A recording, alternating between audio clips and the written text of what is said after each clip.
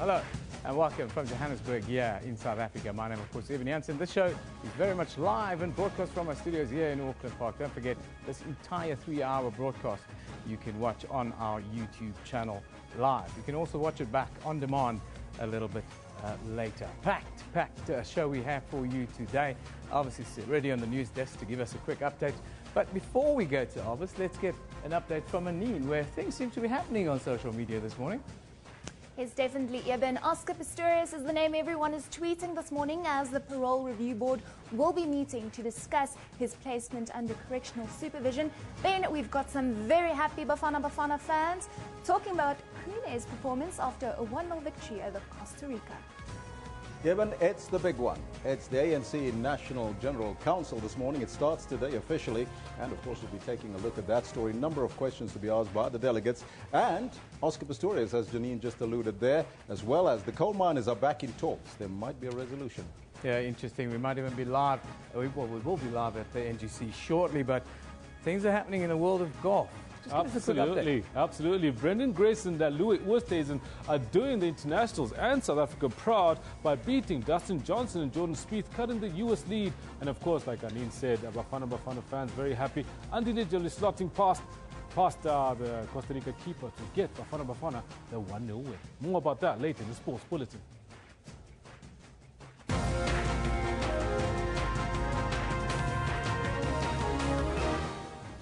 If you've just joined us, Jumbo Africa, you're watching Newsroom. My name is Elvis Preston. Let's now take a look at all your headlines. African National Congress President Jacob Zuma says this weekend's NGC will scrutinize the slow pace of service delivery. NUM representatives and the Chamber of Mines are expected to meet again to iron out remaining issues over the coal mining strike. And the Department of Correctional Services confirms that prison officials and the parole board are meeting over the Oscar Pistorius parole matter. Now those are all your headlines. Kendall Makamate is standing by with all your sports headlines. Well, thank you very much, Elvis. We're going to take a quick sneak peek into exactly what's happening in sports for today, and good morning to all of you at home.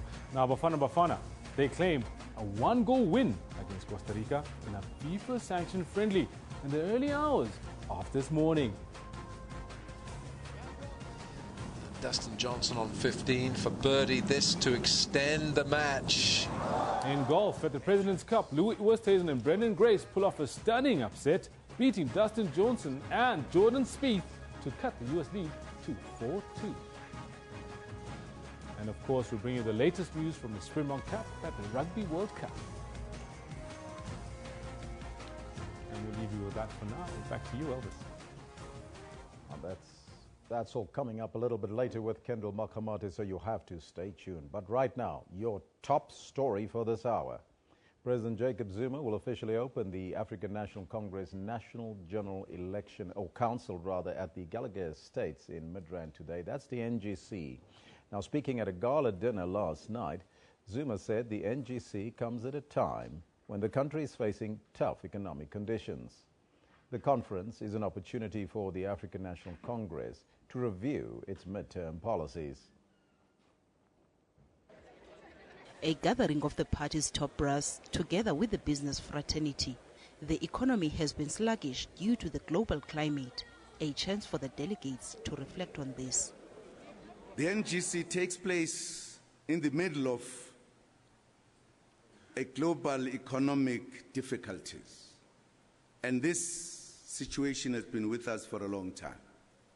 We had said we wanted to grow our economy by 5% by 2019. And this target is proving indeed to be difficult to achieve under these conditions. It's a fundraising dinner for the ANC, and the party is clear that it wants support from business. Just capacitate this organization. Once you have capacitated us, we'll change the gears, we'll move very fast. We could arrive there quicker during a lifetime. This morning, President Zuma will deliver a political report that will set the tone for the National General Council. Now, we will be crossing live to the National General Council a little bit later, so you have to stay tuned. That's the NGC here in Johannesburg and Gallagher Estates. Our contributor, William Voko, will be there to give us more. Meanwhile, coal miners may end their strike after the National Union of Mine Workers said it had received a revised wage offer from coal producers. The union's chief negotiator, Peter Bailey, says there's a glimmer of hope that an agreement could be reached soon. The union and the Chamber of Mines are meeting after coal sector workers embarked on a strike on Sunday following a collapse of wage talks last week. Bailey says the parties will meet again today at the Chamber of Mines in Johannesburg to iron out the remaining issues. Oscar Pistorius might learn later today whether he will be allowed to leave the prison and spend his first night at home in nearly a year. The former athlete, who was convicted of killing his girlfriend, Reva Steenkamp, was sentenced to 5 years imprisonment last year. He, however, became eligible for parole after serving only 10 months of his sentence. But his release raised questions, and therefore his parole was taken on review. The Department of Correctional Services spokesperson, Manalisi Wolela, says they will inform the public later today as to the decision taken by the parole board. The Department of Correctional Services wishes to confirm that today, the 9th of October, Oscar Pistorius will be appearing before the Correctional Supervision and Parole Board of Kgosi Mampuru II. This follows a decision that was taken by the review board earlier this week, where they set aside the decision made by the Kgosi Mampuru Correctional Supervision and Parole Board on the 5th of June 2015, where they endorsed his placement under correctional supervision on the 21st of August. Of course, we know that that followed also the request for review, which was submitted by the Minister of Justice and Correctional Services, Advocate Michael Masuta, following his observation that the decision was taken prematurely if you consider the prescripts outlined in the Correctional Services Act, Section 73. We're expecting that this autonomous body, the Parole Board of Kgosi Mampuru II, will make a decision whether or not to place Oscar Pistorius under correctional supervision, and we will be updated later on today, and we will update the media as well as the public of South Africa in this regard accordingly. The South African Broadcasting Corporation, the SABC, is under no obligation to suspend its COO, Claudia Motseneng. Now, this is according to lawyers representing the public broadcaster. They say they are still weighing their options on the way forward. The Supreme Court of Appeal has dismissed an application against the High Court order enforcing the public protector's ruling that he be suspended pending disciplinary action. Speaking to us earlier, SABC attorney Titus Mqunu. The attorneys for the SABC, we've been requested to now go and review the judgment precisely to work out what the options that are available to it are. But the judgment itself, maybe I should also explain, is in two parts. It says discipline him. Yeah. And it says also suspend him.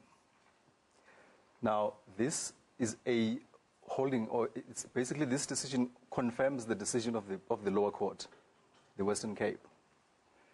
The Western Cape said suspend him within 14.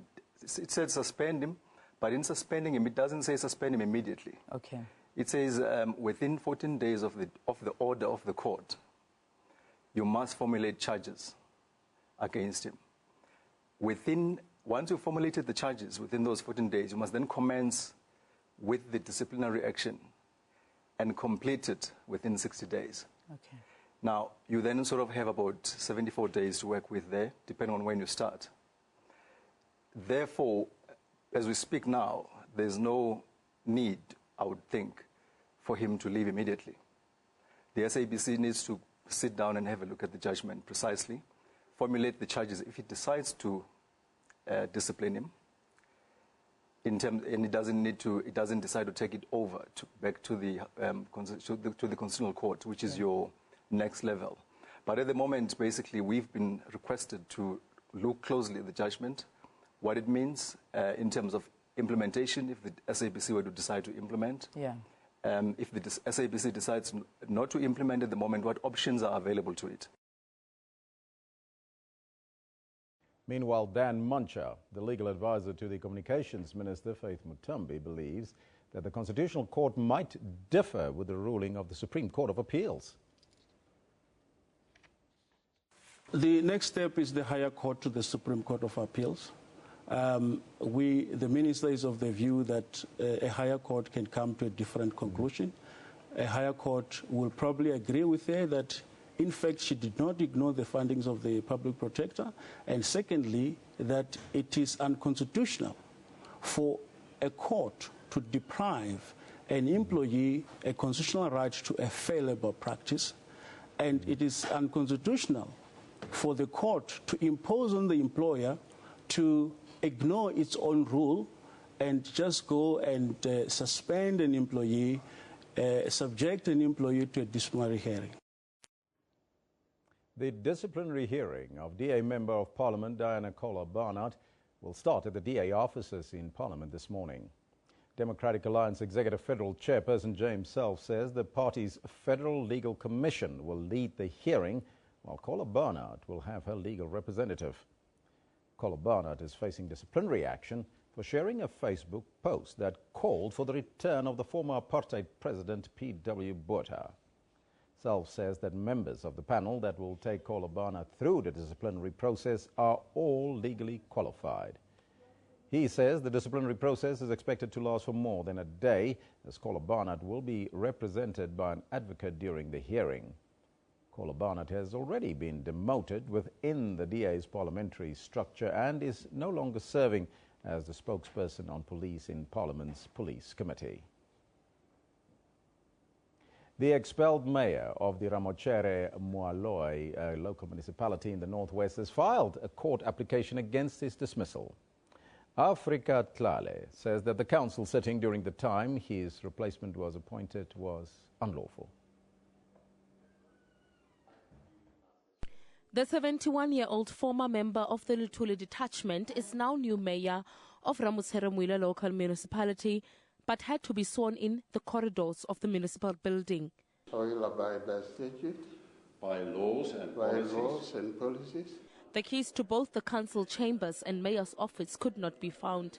A faction supporting the expelled mayor was suspected of hiding the keys. It is unfortunate that we are still behaving like little children. As we see, the offices are locked, and I don't know why the offices should be locked.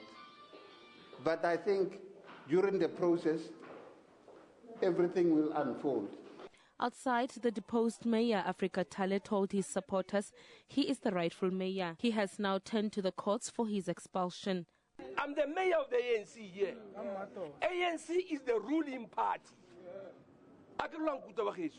There's no way. I'm not going to run away from ANC because of other people who are trying to betray and to cheat and to steal people's money.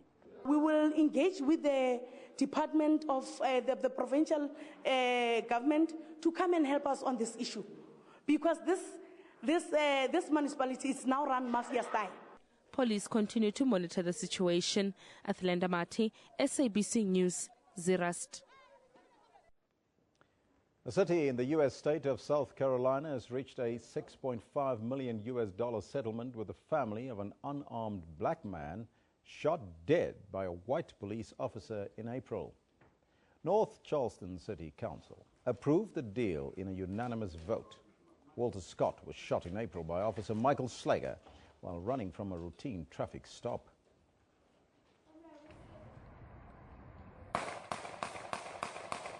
The family of Walter Scott, an unarmed 50-year-old black man who was shot in the back by a white police officer in South Carolina, will get a $6.5 million settlement from the city of North Charleston, officials say. The shooting was caught on video by someone standing nearby and reignited a national outcry over police treatment of minorities. The town's mayor said in a statement that he was glad the family and the city were able to reach an out-of-court settlement without the necessity of a lawsuit. The lawyer for the Scott family said the payout was the largest pre-lawsuit settlement in the history of South Carolina and one of the largest in the U.S. The police officer, Michael Slager, will face a murder charge in Scott's death. Now that's your news for now. Anine is standing by to give us some more stories from social media. Over to you, Anine. Well, thank you, Elvis, at least. Like I mentioned earlier, Oscar Pistorius, that's the name, lighting up Twitter this morning. Eben, you're here to discuss it with me. Definitely last night we saw that the first tweets, well, at least the first news coming in about his lawyers complaining that he is being treated unfairly and they want the parole review board to meet as soon as possible. Yeah, I've seen a lot of this going on the last the week, threats, counter threats, that kind of thing. I expect, I think, some movement today. I won't be surprised if there's an announcement of a date today. So let's see how that develops. I'm sure everybody's quite keen to see whether there is some movement in the Oscar Pistorius story today. We did throw that hashtag up on that screen, so hashtag Oscar Pistorius, that is the story to follow today. Of course, his family also saying earlier this week that they also feel that he's being treated unfairly, and like you say, Eben, definitely some movement with that story and one to follow on Twitter. Then, Eben, I see load shedding is trending. Before we actually go to Bafana. Why is that? Load shedding, Eskom has announced we can expect a few power outages from 6 o'clock until 10 o'clock this evening. So luckily it's a Friday, we can light up a braai. Just follow Eskom on Twitter and follow that hashtag over there to keep up to date to know if your area will be affected. 6 to 10 this evening. Wow, that's going to be a pleasant Friday night. There's some rugby on this evening. I'm sure quite a few people won't be happy about that, but that's the way it is, I suppose. Thank goodness the Springboks aren't playing, because South Africa would be very upset. Then, Eben, also, like I said earlier, early morning for Bafana has been trending. Bafana supporters very happy with Kune's performance. Did you watch the game, Eben? No, it's a little bit early for me, that Anine. Timileng Kune, I understand he put in a fantastic performance against Costa Rica this morning. A solitary goal won it for Bafana, but what I've seen on social media so far is that a lot of people are asking one question: why do we win all the friendlies but we can't win the games that count? So, you know, there's a little bit of tongue-in-cheek banter about that on social media, and rightly so, because we seem to win the friendlies, but we're not winning the ones that really matter at the moment. At least this gives us a bit of confidence, right? Yeah, a win is a win, I suppose. And then we can also, later today, definitely expect to see the ANC NGC start trending on Twitter, Eben. But also, remember that story we visited yesterday with Frans Malherbe? Yes. Now, we know the biting story. He's been cleared of that, and it was dealt with, I think, very swiftly. Yeah, I thought it was rather in bad taste on the Daily Mail. The Daily Mail ran the story in, well, whole of yesterday on their front page around an alleged bite. It's a picture of his mouth touching an American player's shoulder, and we didn't have that picture. We had it up yesterday, well, but it was quite innocuous, to be honest. We've got one meme doing the round. Did you see that meme? I haven't. What is it? Let's have a look. He's kind of got like, yeah, there it is. That over his face. I remember when Suarez had the whole ear-biting incident, they did the exact same thing to him. Yeah, absolutely. So there's poor Frans Malherbe. We know he's been cleared of these like biting allegations, but still, Twitter will still joke, Facebook will still throw a few jokes out there. Yeah, it's all in good fun, I suppose. The Springboks didn't take it in that spirit, though. They were very upset that one of their players could be accused of such a heinous act in the game of rugby. Apparently it affected Frans Malherbe quite a bit, and he had to be taken aside and talked to by the... well, he was surprised when management came to him. So, yeah, an interesting story, but, you know, that's what the tabloids will do in England, you know. It's their duty to cause sensation, so that's what they did. Those have been checking his Twitter feed, and he hasn't officially said anything about it. So I think it's best to just let it go. Yeah, no, it's a non-story. All right. Well, that's basically what's happening on Twitter this morning, Eben, but I'll join you later to discuss and see what's going to be trending for the rest of the day. Thank you, Anine. It will be a very busy day, I'm sure, with lots of things happening in the country. Of course, the ANC President, Jacob Zuma, says the ruling party will use this weekend's National General Council to scrutinise concerns of the slow pace of service delivery, and other socio-economic challenges. The president was addressing the party's Progressive Business Forum. That was in Midrand last night. The party also announced that this weekend's National General Council will not change any of its policies, but will focus instead on scrutinizing and making adjustments to its existing positions. Of course, as you can imagine, tweets have been coming in for most of the week, with a lot of people expectant ahead of the NGC. Holopol Fellow says, when all this talk is done, they will return to their posts to continue as they always have. ANC NGC. I won't lie, guys, says Shadow. I'm really sad that I didn't get an invite to the PBF dinner. I know I'm not an important person, but still. Oh, those tickets were hot tickets. Nabeni Abrams, ST, says, it's great that our movement is giving an opportunity to all delegates that want to contribute through the app. Of course, that is the app that was launched earlier this week. KB says, NGC proof that this is the people's organization. Everybody, even non-members, have a say. Robust debates. Yes, it'll be a weekend of robust debates at Gallagher Estate. Now, today's picture of the day is an absolutely stunning picture. This one from Ashani Bachchan. Now, this was a sensational development yesterday in the Western Cape, Muizenberg Station to be exact. That picture you have is of 3 train carriages that burnt out completely, and Ashani Bachchan was on scene there to send us this picture and quite a few others. Really cracking picture. I can tell you this morning, 3 teenagers have been arrested by police there in the Muizenberg area for arson. An absolutely senseless crime if that was the case. Now, let's move our attention to what's happening in the rest of the world. In Europe, the Times reports that Coca-Cola has poured millions of pounds into British scientific research and healthy eating initiatives to counter claims that its drinks help to cause obesity. Then we move to New York, where the International New York Times says the leadership of World Soccer's governing body plunged into chaos yesterday as 3 of the game's most powerful figures, including Sepp Blatter, the longtime president of FIFA, were suspended amid a corruption investigation by the Swiss authorities. Then finally in Israel, the Jerusalem Post. Several large and influential Jewish organizations have blamed Palestinian President Mahmoud Abbas for inciting the terrorist attacks currently plaguing Israel, linking the violence to Palestinian Authority incitement and calling on the world to pressure Ramallah into calming down matters. Well, let's have a look at what's happening around the country here. In South Africa today, we start in the city of Diamonds, Kimberley, where 4 young Kempdorp learners accused of raping another learner with a broomstick at the Landbou Agricultural High School. Well, they're expected in court there today. The accused, aged between 14 and 18 years old, well, they face charges of assault and rape. A trial date is yet to be set. Then we move to KwaZulu-Natal, where the bail application of 12 students from the University of KwaZulu-Natal's Westville campus been postponed by the Pinetown Magistrates Court. The 12 who were arrested on different occasions are charged with public violence in this instance. You're watching Newsroom. We'll be back with more after a short little break.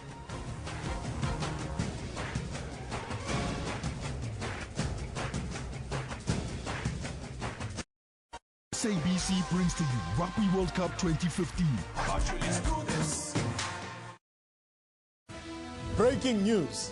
Clientele is giving more back to our clients. In fact, we are giving it all back. Yes, all your premiums, every single cent you ever paid, on top of your payout amount, in cash, tax-free. Yes, you heard right. Our new Clientele Ultimate Dignity Plan pays all your premiums back. This is a South African first. No one has ever offered you this before. Yes, we've been offering you affordable and convenient plans for more than 22 years. You have made us the people's brand. And now, we are the first to pay you all your money back. It's affordable. Plans start from only 120 Rand per month. SMS Dignity to 47025 and we'll call you back. Let's recap. We offer a range of funeral plans for you and your family. All plans include up to 50,000 Rand individual cover and up to 250,000 Rand family cover. Pays within 24 hours. 200 Rand free airtime when you claim, a grocery, unveiling, and transport benefit. Access to a 24-hour funeral helpline.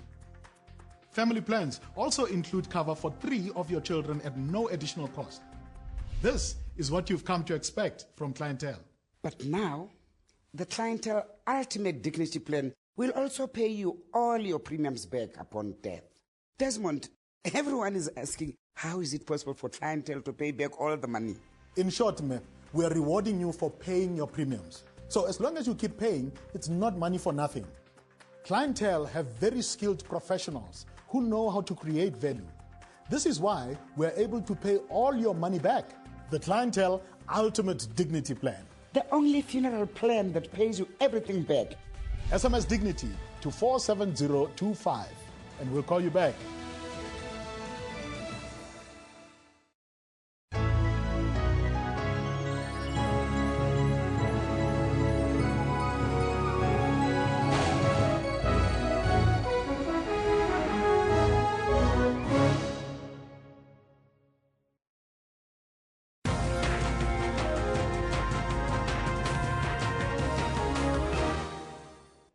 This is Newsroom. Welcome back. Now, the ANC says it's all systems go for its National General Council that officially kicks off today.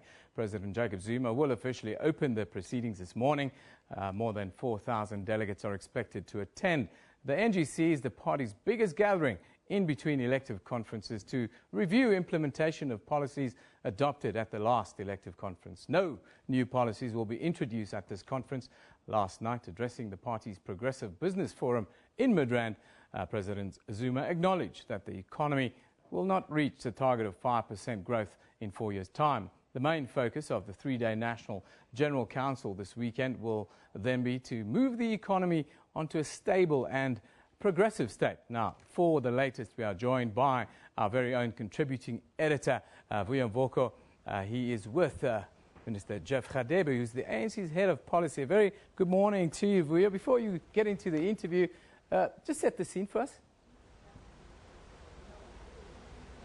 Well, thanks very much, Eben. Yes, indeed, as you correctly pointed out, we're expecting President Jacob Zuma to open this National General Council as he will be delivering his political report right at the beginning of the conference, which is expected to kick off any minute from now. And as you said, I do have with me someone who actually straddles both government and the party in a rather unique way.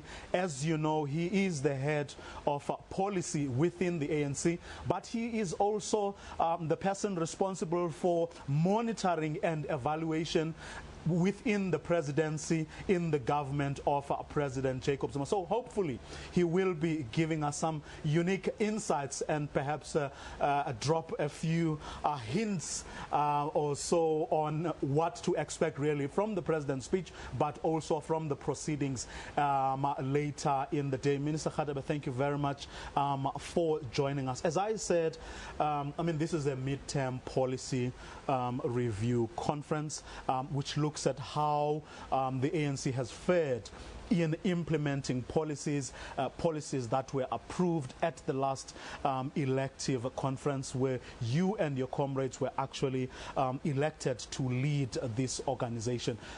Just off the cuff and from where you sit, and having looked at the programs of various government departments, where would you say things are we making progress, or are there serious challenges? And if there are you on top of those challenges? Well, thanks for inviting me, Vuyo, and all your viewers of SABC.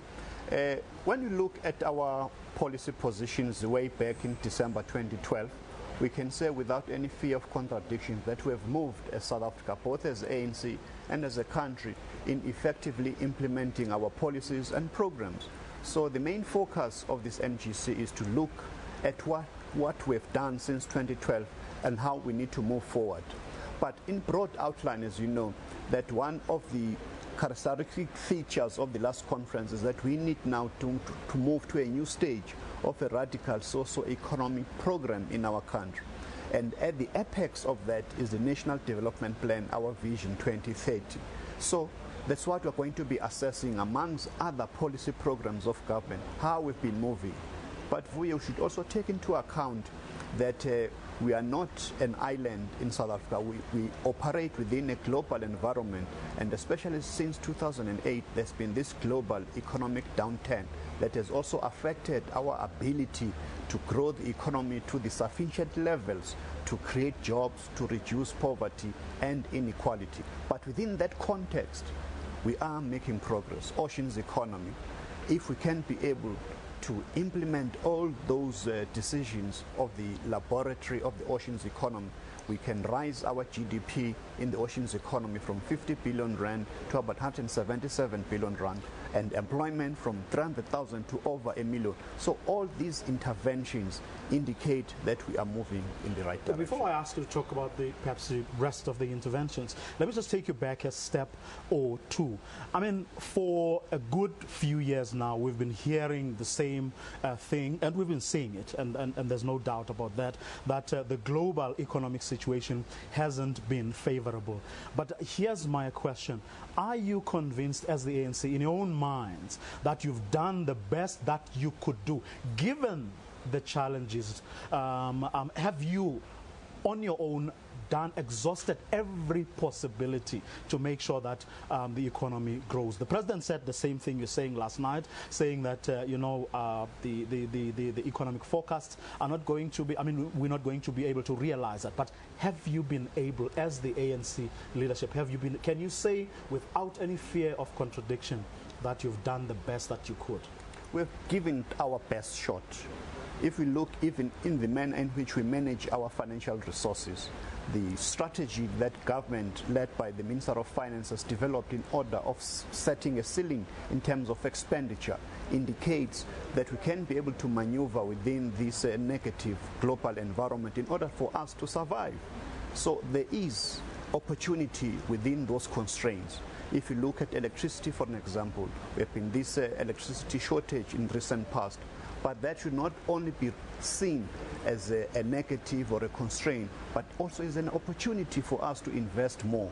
That is why, for an example, with this energy constraint, we have developed this independent power producer program where the private sector is investing almost 190 billion rand to bring in almost 6,000 megawatts of electricity to the national grid. So you can see that with the negativity comes something good to propel us into the Vision 2030. What would you say, if you had to mention 2 or 3 really big things that you can say the ANC has done over the past 5 years, which are going to take us forward beyond where we are? Let's look at health, for an example. Life expectancy has increased by 8, from about 52 to about 62 years, indicating that the policies that we started with in 1994 are bearing fruit. If you look at the issue of education, in spite of the challenges that we are facing in terms of implementing the student financial aid scheme, we are moving from a paltry 96 million rand per annum in 1994 to a staggering 9.6 billion rand, ensuring that more than 750,000 African students can have a better future with the education and the skills that we are providing. So in a variety of areas, we are trying our best in order to ensure that we can be able to move our country forward. On a separate issue, very, very briefly, there's been the issue of succession issues that have been on the table. Women's League have come out. The military, the MK veterans have also come out in support of a woman as the ANC's next president. As much as the ANC has tried to contain the discussions or debates around this issue, it keeps on bubbling under, and then the times comes out into the open. What's going to happen at this conference around those issues? Just highlight that point. In the last meeting of the National Executive Committee about 3 weeks ago, there was a decision of the NEC that time will come, not now. The NGC, in terms of Rule 10 of the Constitution of the ANC, is a midterm review of seeing where we are in terms of implementing our policies and program. This is not about succession. So members of the ANC are advised to heed the call of our president and the ANC that the time of discussing about leadership will come. Well, let's hope that time will come sooner rather than later, for indeed some of the statements that have been attributed to some of the leaders of the ANC and its affiliate organizations, the leagues, that have indeed been disturbing at times. Well, we will continue to bring you the latest from Galaga Estates, where the ANC will be holding or kicking off in a short while its National General Council. We'll be bringing you that speech, the political report by President Jacob Zuma, live from Galaga Estate. For now, though, it's back to you, Ieben, in the studio. Yeah, thank you very much. Vuyo Mvoka will be there for the duration of the NGC to keep us updated as to what happens. We'll be there live a little bit later. As soon as the President takes to the podium, we'll cross live. Now, we look at African technology innovations. Well, it's more than mere gadgets. They are life-enhancing tools that contribute to a more productive economy, create jobs, and improve the quality of life of people on the African continent. But the Africa tech revolution could be more homegrown and not to focus too much on international tech hotspots who are also, well, uplifting the continent, according to the founder of Tech Africa, Gareth Knight. Now, the annual Tech for Africa conference took place at the FNB Stadium in Johannesburg this week. Gareth is with me. Very good morning to you, Gareth. Thank you for joining us. Thank you. Morning. 55 speakers. I said more than 55 speakers. It's a very successful conference. Just tell us about the high points for you and what were some of the discussions that stood out? I think, so there's a couple that were really good. There's a guy called Nick Karambulis based in Cape Town. He sold a mobile business called MoTribe and then started an e-commerce business selling socks. And he's discovered that in Africa, having a retail presence, so a physical presence, is actually more important than just going online and doing e-commerce. So if he compares the number of orders per day online versus in the retail store, they're very, very different. So I think e-commerce is new in Africa. It's not mature yet. Everybody thinks it's going to grow really fast. We're not sure where it's going to go. So that was a big topic. I think the next big topic was around innovation. So there's a florist business that's taken a very old business that works on fax machines still in 2015, and they've disrupted that with technology. And they're growing gangbusters. So it's really good to hear those stories. You talk about innovation and South Africa and the rest of the continent. How do we close the gap between us and elsewhere on the continent? Good question. I think there's if you look at a pyramid, you've got to go from the top down and the bottom up. And I think if you just try from the top down, it's not going to work. So for me, it's about skills at the bottom, getting people trained so that they can actually participate and be a part of the economy. And then from the top down, I think the single biggest thing is access to capital and having enough capital in the system that's willing to take risks. If you do that, you kind of compress the pyramid, and I think it'll be much faster. We see a lot of innovation from quite young people on the continent. Is it a drive by young people, the innovations that we see? And what are some of those innovations? I saw a toilet, for instance, that doesn't use water and so forth at one of the conferences in Cape Town, which I thought was very unique to the African solutions that we look for. What are some of the things that you see that stand out? So, I mean, for me, the single biggest example is looking at a company called Brick based in Nairobi.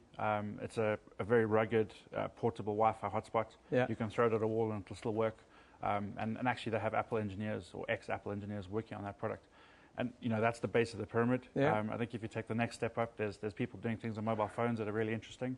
But for me, what's important is that they're taking problems which are uniquely African and they're working on those problems instead of trying to mimic what's happening in the valley. So, another good example is Go Metro. It's a Cape Town-based software company, and they're building a transport solution for a South African problem.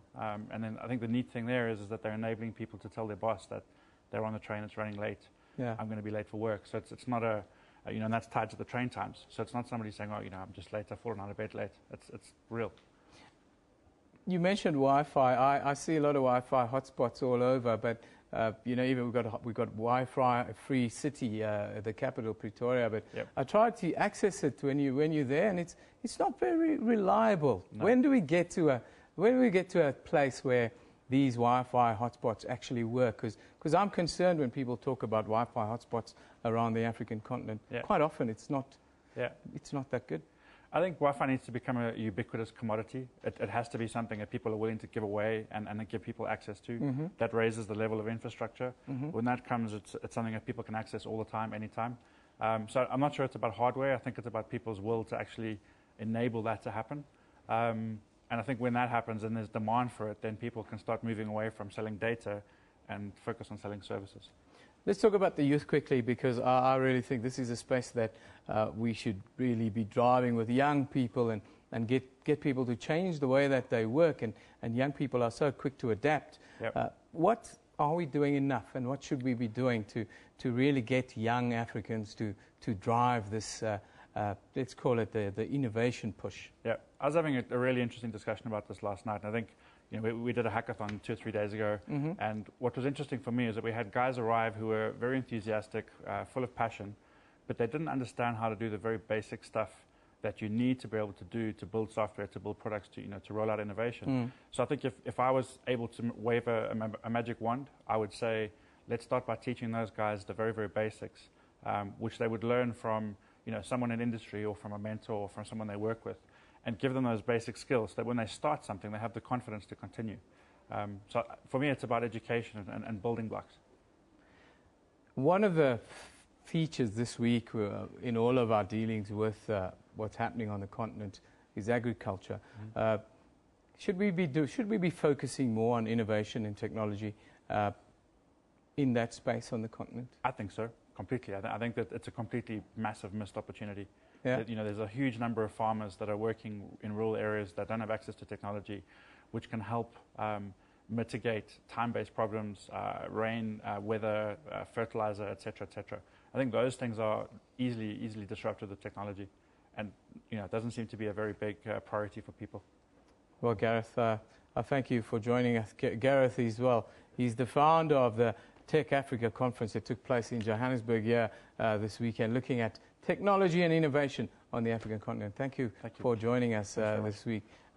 Gareth Knight. Well, time now for us to move on. The story that's kind of jumped into the headlines today is the South African Parole Board will meet later to reconsider whether to release Oscar Pistorius in the latest stage of a lengthy battle over, the length of his jail sentence. Earlier this week, the Parole Review Board referred the parole decision back to the original parole panel, saying that Pistorius should be subjected to psychotherapy as part of his parole conditions. Varied comments coming in today. Warona says, good for Oscar Pistorius. He served his time. Now his rights are being violated. Hope he sues correctional services and ministry, says Warona. Ongama Labantu says, all the best to Oscar Pistorius for today. Ours is supposed to be a justice system, not a retribution one, says Ongama. Develo says, it's SA's legal system that failed. They couldn't prove first-degree murder and handed Oscar Pistorius the sentence. Time to let him walk, says Tebelo. Now let's have a look at Newsroom's Facebook page. Of course, you go to go to the Facebook page, give us a like, and you'll get all the latest updates in your feed. Now, ANC President Jacob Zuma, who will open the NGC shortly, says the ruling party will use the weekend's National General Council to scrutinize concerns raised by the party's rank and file over the slow pace of service delivery and other pressing socio-economic challenges. Then, 10 people have been quarantined after coming into contact with a patient with Ebola-like symptoms in the southern Nigerian city of Calabar, a year after the country was declared free of the deadly disease. Also, FIFA President Sepp Blatter's loss of control of soccer's world governing body have been evident to staff in its Hilltop Glass headquarters well before yesterday's announcement by FIFA's ethics committee that he had been suspended. Now, 3 teenagers have been arrested for allegedly starting a fire at a Muizenberg train station, which engulfed 3 carriages yesterday. These pictures were sent in by Shani Bachchan. 3 were apprehended by Metro Police and are currently being held at the Muizenberg police station. Police are still investigating the cause of the fire, but one witness claims A petrol bomb might have been the cause of the fire. So far, no injuries have been reported, but as I said earlier, 3 arrests have now been made. 3 teenagers are being held at Muizenberg Police Station. Time for us to take a short break. You're watching Newsroom here on SABC News.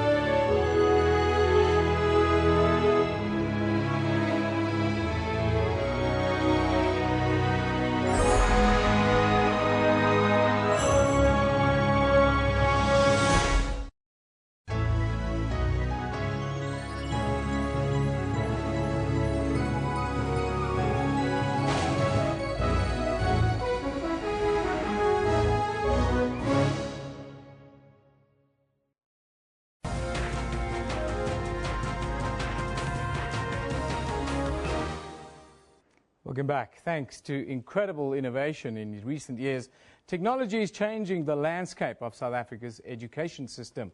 But despite the strides made in accelerating the adoption of technology in our schools, simply handing out tablets to learners is not enough. For digital education to have a positive impact on South Africa, educators must know how to use the technology in their teaching. Via Africa, South Africa's leading educational publisher, this week launched their new range of digital training courses specifically designed to assist teachers at the Digital Education Show here in Johannesburg. Now, to tell us more, we are joined today by the Group Content Manager at Via Africa, Michael Goodman. A very good morning to you. Thanks for joining us. Good morning. Tell us a little bit about these newly designed courses for teachers. How are you going to implement this? Okay, well, what we found as an educational publisher is we always put out good content for teachers to use. But no matter how good a teacher is trained in a traditional sense, unless she's got training in terms of how to use technology in the classroom effectively, you're basically wasting your time. So based on our experience working with teachers, we've developed a set of courses. They range from how do I turn on a tablet, how do I make the tablet my own, because I think unless you're confident owning the device for yourself, you're not going to be able to teach it, all the way through to how to implement it at a school level. What's been the reaction from the South African Council of Educators to what you are trying to do? It's been quite delightful. In order for teachers to progress, they need to have professional development points, and the Council of Educators has given us 5 points per 2-hour course, which is really quite a shot in the arm for us, because to have that sort of confidence from the Council. The teachers themselves, how are you going to sort of get them around, but how are you going to put this process into place? Are they going to do physical classes to complete the courses? Is that the kind of route you're going to go with it? We're going 3 routes. The first route, in terms of for teachers who are brand new to the experience, we offer only face-to-face, because you need hands-on instruction to be able to work with it. The rest of the courses are either face-to-face or they're going to be webinar-based, and even offline webinar-based for teachers who don't have time to sit in at a particular time. What about cost? You know, there's always cost implications with this kind of thing, and training apps, teaching and learning, those kind of thing. Are you happy with the kind of entry point? I think for us it's about keeping the cost as low as possible so that teachers are able to get quality, but also making sure that they are getting quality. And we've discussed with a number of role players, and we've come up with a pricing structure that allows teachers either on their own, or we actively encourage corporates to contribute towards training the teachers, because so much money is spent on education in CSI and not all of it goes into really successful places. So we encourage corporates to help us sponsor teachers to complete the courses. Now, I get to see quite a few reports, and one of the recent ones that I saw was that children are not doing better in school with tablets. Do you think this solution is part of fixing that problem? You're missing a word. Children not necessarily doing better. Well, and I think that's a key element, because children who are working with good content, with well-qualified teachers to work with technology do better. Children who just have a tablet thrown at them during a class are not going to do any better at all. And I think that magical mix between content, teacher, skills and know-how, as well as the devices, where we need to go, and that's going to improve technology and therefore the learners' outcomes. The one thing that's a constant whenever I do interviews around education is the role of the parents within the teaching paradigm, and that children whose parents are involved in the process, who sit with them and read with them at night, and who do math with them, or who do so much better than teachers who don't. How do you incorporate parents into this technology boom? We do a lot of conscientizing. Whenever we go and work with the school, what we do is we encourage them to invite parents so that parents can be part of that process. Oftentimes parents think that technology is going to replace the teacher, and what is that going to do to the child's education? So parents need to change their mind shift in terms of that. They need to accept the technology and the demands that it's going to place on them as well as their own children. Well, fantastic. Mark Goodman, I thank you for joining us. Very interesting. I think that is the kind of interventions that we need, is that we need to get our teachers, our parents, and our children 100% up to speed with technology. Thank you for joining us today. Thank you very much. Thank you. Now, time for us to move on and take a look at what the weather has in store. It's been very hot. The outlook continues to be hot in the northern parts of the country. But Philip Hawkins is here to give us more detail.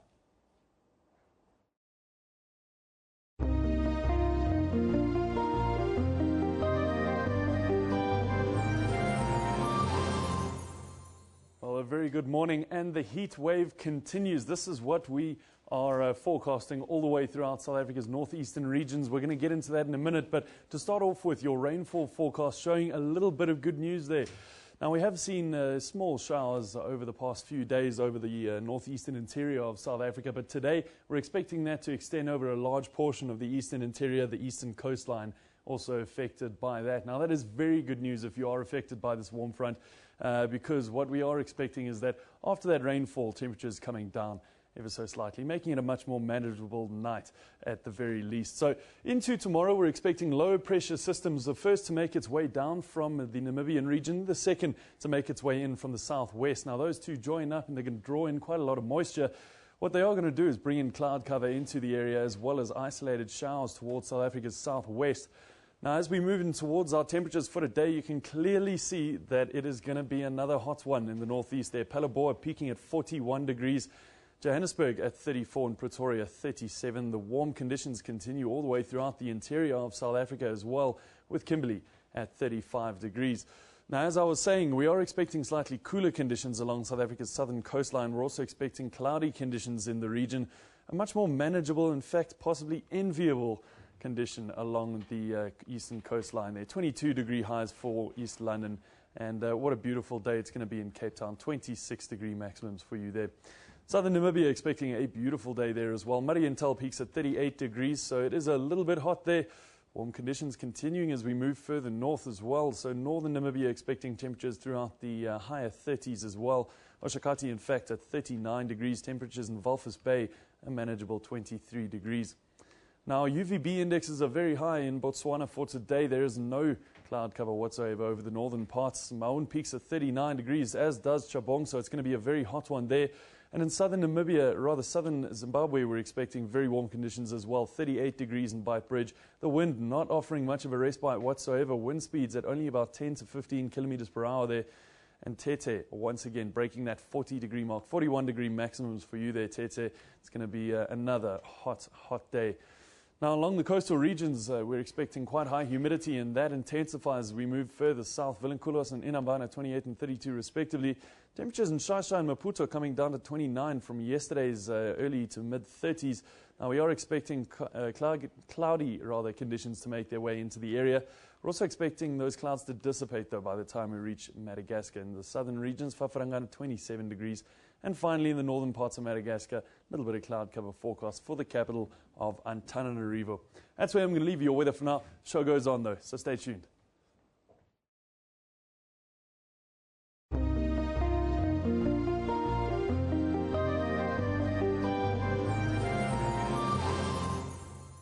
Yeah, Philip will be back with us a little bit later towards the end of next hour. Give us another update, but it seems there's only one message. It's going to be hot. Wherever you are in entire Southern Africa is going to be very, very hot into the weekend. And it's not just going to be hot here, but it's also going to be dark from 6 o'clock until 10 o'clock tonight. That is true. There's load shedding on the cards this evening.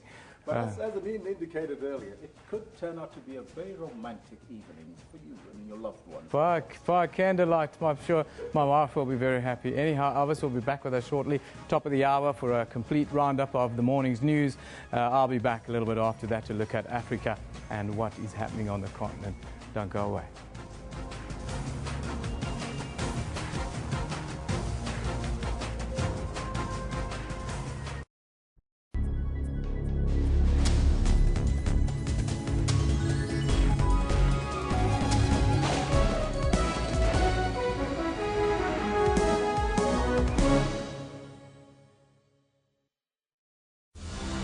Across the globe, locally, and on the entire continent. Every second, every minute, and every hour. There's always a breaking story. We commit to giving you the most important, significant, and interesting news. That's why it is not a surprise that more Africans are tuning to SABC News to find out what is happening. Because when news break, we've got you covered. SABC News, Africa's news leader.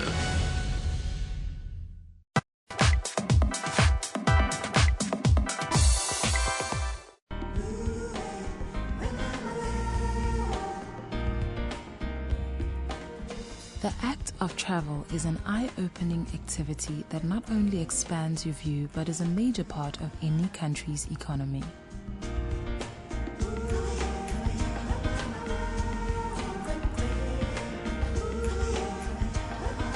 South Africa's spectacular scenery, friendly people and world-class infrastructure make it one of the most desired destinations in the world.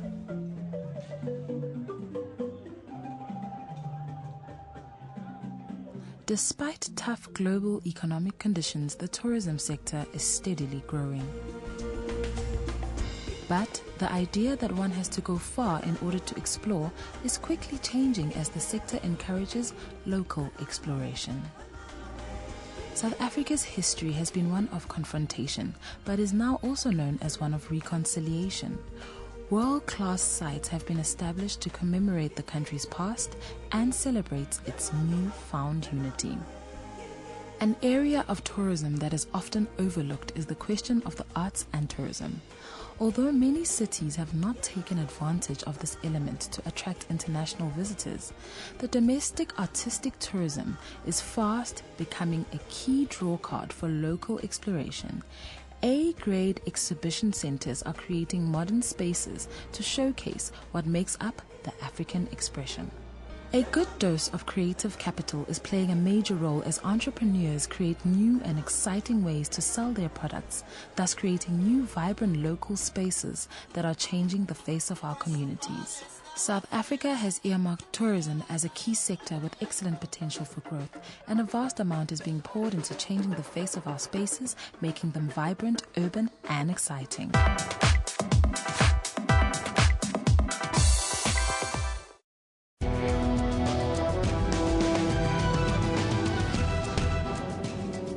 South Africa is the third leading country globally in TB infections. We have 9 million new cases occurring globally, and 30% of those cases are occurring in the African region. And there are two broad kinds of drug-resistant TB, so to speak.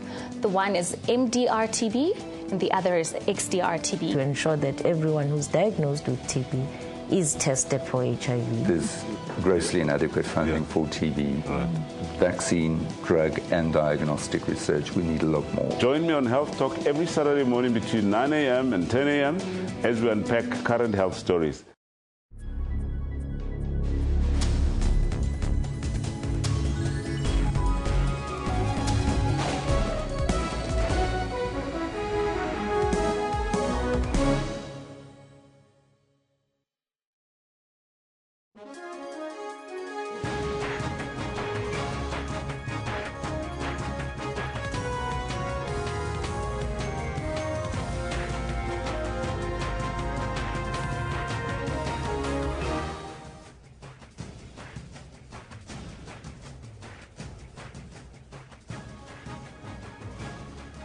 This is Newsroom, Jumbo Africa, and a very warm welcome to the second hour here on Newsroom. We are broadcasting live from our Auckland Park studios in Johannesburg, South Africa, to the rest of the African continent. I'm Elvis Preston. I'll be your host until 12 o'clock, and you have to stay with us as we bring you the latest news, reviews, and analysis from here and around the globe. But first, let's take a look at all your headlines.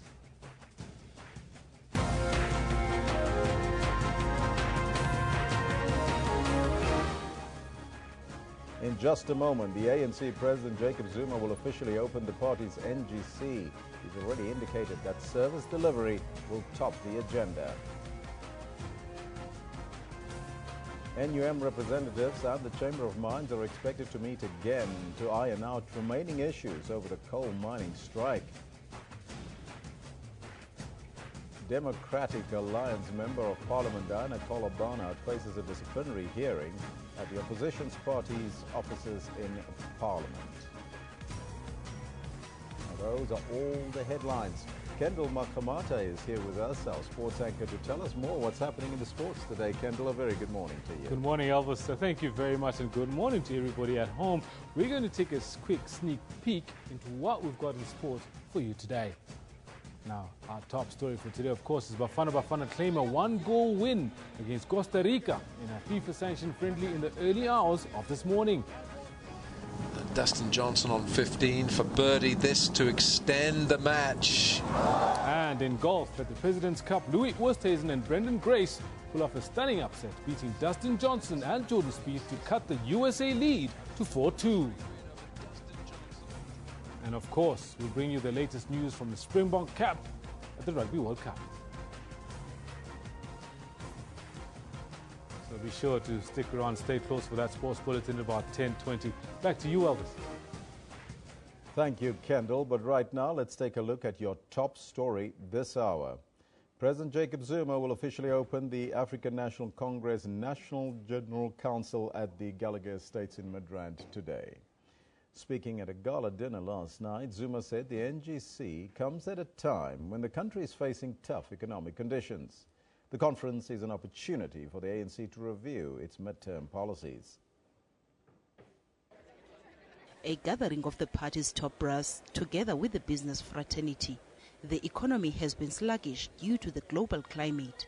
A chance for the delegates to reflect on this. The NGC takes place in the middle of a global economic difficulties. And this situation has been with us for a long time. We had said we wanted to grow our economy by 5% by 2019. And this target is proving indeed to be difficult to achieve under these conditions. It's a fundraising dinner for the ANC, and the party is clear that it wants support from business. Just capacitate this organization. Once you have capacitated us, we'll change the gears, we'll move very fast. We could arrive there quicker during a lifetime. This morning, President Zuma will deliver a political report that will set the tone for the National General Council. Now, any moment from now, the ANC's crucial midterm policy conference will begin at Gallagher Estate, north of Johannesburg. Now, this comes at a time when the country is faced with a struggling economy. ANC Secretary General Gwede Mantashe says jobs and the fragile rand will be on the agenda. It's a discussion of members of the ANC and interpret the policies as they impact on them. You see, for example, if you talk about the rand, it's a debate that is at our level. When it is weaker, it is favoring the export, but it's very heavy on the import sector. It is likely to help us reduce the deficit on the current account and all those things. That is high-flying. What members will be asking is, how does this policy impact on jobs?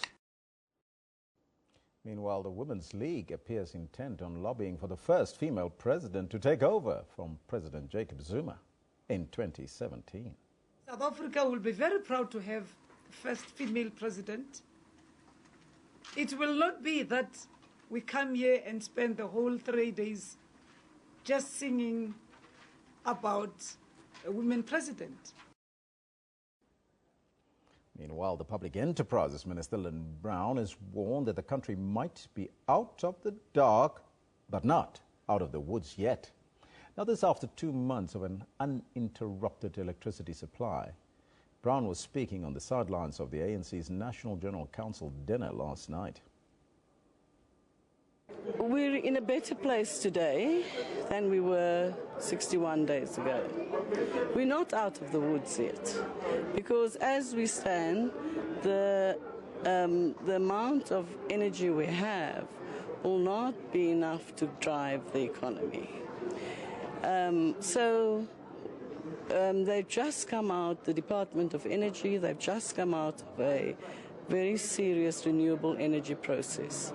And in this process, they've decided on a whole range of new forms of energy mix that will that would be connected to the grid over a period of time. Coal miners may end their strike after the National Union of Mine Workers said it had received a revised wage offer from coal producers. The union's chief negotiator, Peter Bailey, says there's a glimmer of hope that an agreement could be reached soon. The union and the Chamber of Mines are meeting after coal sector workers embarked on a strike on Sunday following a collapse of wage talks last week. Bailey says the parties will meet again today at the Chamber of Mines in Johannesburg to iron out remaining issues. D-Day for Oscar Pistorius, who will learn later today whether he will be allowed to leave prison and spend his first night at home in nearly a year. The former athlete was convicted for killing his girlfriend, Riva Steenkamp. He was sentenced to 5 years in prison last year. He, however, became eligible for parole after serving only 10 months of his sentence. The Department of Correctional Services spokesperson, Manalisi Wolela, says they will inform the public later today on the outcome of the parole board meeting. The Department of Correctional Services wishes to confirm that today, the 9th of October, Oscar Pistorius will be appearing before the Correctional Supervision and Parole Board of Kgosi Mampuru II. This follows a decision that was taken by the review board earlier this week, where they set aside the decision made by the Kgosi Mampuru Correctional Supervision and Parole Board on the 5th of June 2015, where they endorsed his placement under correctional supervision on the 21st of August. Of course, we know that that followed also the request for review, which was submitted by the Minister of Justice and Correctional Services, Advocate Michael Masuta, following his observation that the decision was taken prematurely if you consider the prescripts outlined in the Correctional Services Act, Section 73. We're expecting that this autonomous body, the Parole Board of Kgosi Mampuru II, will make a decision whether or not to place Oscar Pistorius under correctional supervision, and we will be updated later on today, and we will update the media as well as the public of South Africa in this regard accordingly. The SABC is under no obligation to suspend its COO, Claudie Motseneng. Now, this is according to lawyers representing the public broadcaster. They say they are still weighing their options on the way forward. The Supreme Court of Appeal has dismissed an application against the High Court order enforcing the public protector's ruling that he be suspended pending disciplinary action. Speaking to us earlier, SABC's attorney, Titus Mkunu. As the attorneys for the SABC, we've been requested to now go and review the judgment precisely to work out what the options that are available to it are. But the judgment itself, maybe I should also explain, is in two parts. It says discipline him. Yeah. And it says also suspend him. Now, this is a holding, or it's basically this decision confirms the decision of the lower court, the Western Cape. The Western Cape said suspend him within 14. It said suspend him, but in suspending him, it doesn't say suspend him immediately. Okay. It says within 14 days of the order of the court, you must formulate charges against him. Once you formulated the charges within those 14 days, you must then commence with the disciplinary action and complete it within 60 days. Okay. Now, you then sort of have about 74 days to work with there, depending on when you start. Therefore, as we speak now, there's no need, I would think, for him to leave immediately. The SABC needs to sit down and have a look at the judgment precisely, formulate the charges. If it decides to discipline him, and it doesn't decide to take it over back to the Constitutional Court, which is your next level. But at the moment, basically, we've been requested to look closely at the judgment, what it means in terms of implementation, if the SABC were to decide to implement. Yeah. If the SABC decides not to implement at the moment, what options are available to it? Meanwhile, Dan Mancha, the legal advisor to Communication Minister Faith Mutambe, believes that the Constitutional Court might differ with the ruling of the Supreme Court of Appeals. The next step is the higher court to the Supreme Court of Appeals. The minister is of the view that a higher court can come to a different conclusion. A higher court will probably agree with her that, in fact, she did not ignore the findings of the public protector, and secondly, that it is unconstitutional for a court to deprive an employee a constitutional right to a fair labor practice, and it is unconstitutional for the court to impose on the employer to ignore its own rule and just go and suspend an employee, subject an employee to a disciplinary hearing. The disciplinary hearing of DA Member of Parliament Diana Koller-Barnard will start at the DA offices in Parliament this morning. DA Executive Federal Chairperson James Self says the party's Federal Legal Commission will lead the hearing, while Koller-Barnard will have her legal representative. Koller-Barnard is facing disciplinary action for sharing a Facebook post that called for return of the former apartheid president, P.W. Botha. Self says members of the panel that will take Koller-Barnard through the disciplinary processes are all legally qualified. He says the disciplinary process is expected to last for more than a day, as Koller-Barnard will be represented by an advocate during the hearing. Koller-Barnard has already been demoted within the DA's parliamentary structure and is no longer serving as the spokesperson on police in Parliament's Police Committee. The trial of a former top official at the SA Revenue Service and 8 other accused continues in the High Court in Pretoria today. The former top SARS official, 48-year-old Mandisa Mokoena, resigned in December 2009 after disciplinary charges were brought against her. Mokoena and 8 of her colleagues, friends and former academic acquaintances pleaded not guilty yesterday to a main charge of racketeering and more than 40 further charges of corruption, fraud and money laundering. Mokoena and SARS employees Leslie Munsey and Ranilwe Malati allegedly contravened the Public Finance Management Act in assisting the 6 other accused in the alleged racketeering. Power utility Eskom has warned that the risk of load shedding is high today. Several of its units stripped yesterday evening and early this morning. Eskom's Kulu Pasiwe says there's a shortage of generating capacity, increasing the risk of load shedding. The Sukarna Foundation for Education of Indonesia awarded the Star of Sukarna diploma and medal to North Korean leader Kim Jong-un yesterday in Pyongyang. A video filmed by the North States News Agency showed North Korean President of the Presidium of Supreme People's Assembly, Kim Jong-nam, accepting the diploma and award of the leaders on the leader's behalf. The news agency says the awards were presented to Kim for his achievements in peace on the Korean Peninsula and to mark the 50th anniversary of North Korean founder Kim II-sung's visit to Indonesia in 1965.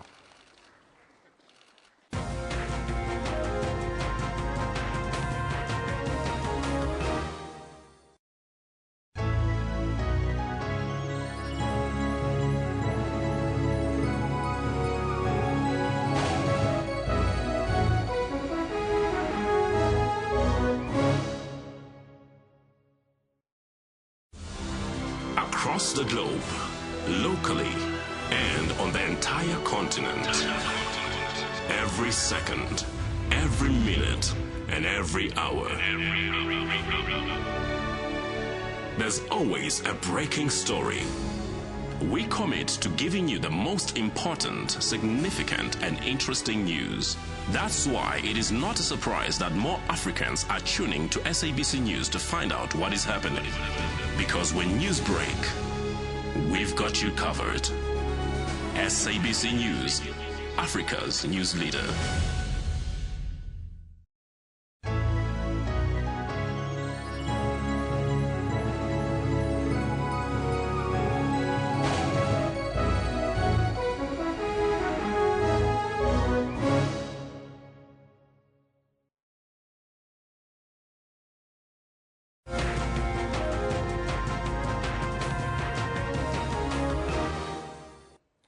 Good morning and welcome back. I'm Kendall Makhamat and I've got your sports on Newsroom. Now, in one of their more convincing performances in a long time, Bafana have beaten Costa Rica 1-0 in an international friendly. Andile Jali's goal inside the first 10 minutes maintained Sheikhs Mashaba's unbeaten record in friendly matches.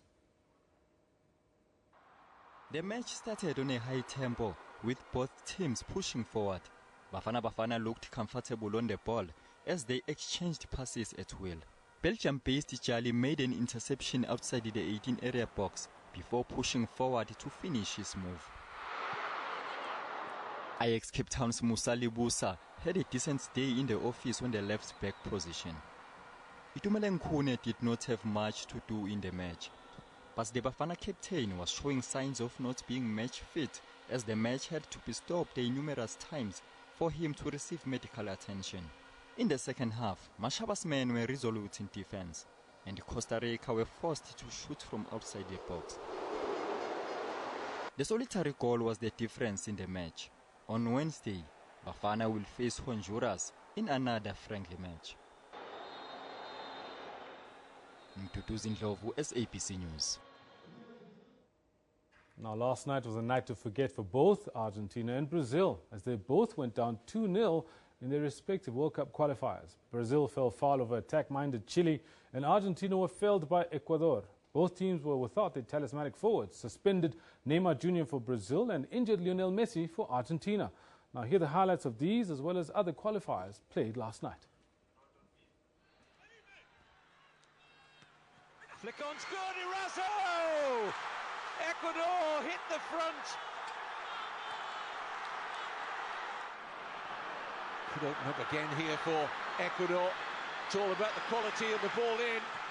And there, it's a second for Caicedo.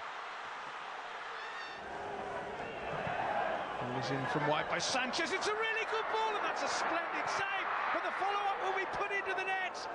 And Martin Caceres has given Uruguay the lead. On the far side by Sanchez, and it's a simple header for Godin at the far post. Corner here for Colombia and for Cuadrado. Sent in deep, and the flick on is in from Gutierrez. They claim offside, but the goal is good. From Lobaton, with him Falcao, with him Cardona as well. It's towards Cardona to finish it. Cardona has finished it.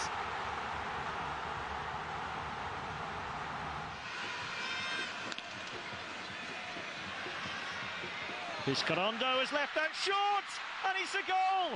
Derlis Gonzalez for Paraguay! What a disastrous moment for Venezuela. Derlis Gonzalez, he's got support to his left. A good pass here might see them score a second. Oh, Benitez, what a miss. What a miss. Fernandez with a good ball in. Oh, it's there! Chile are in front.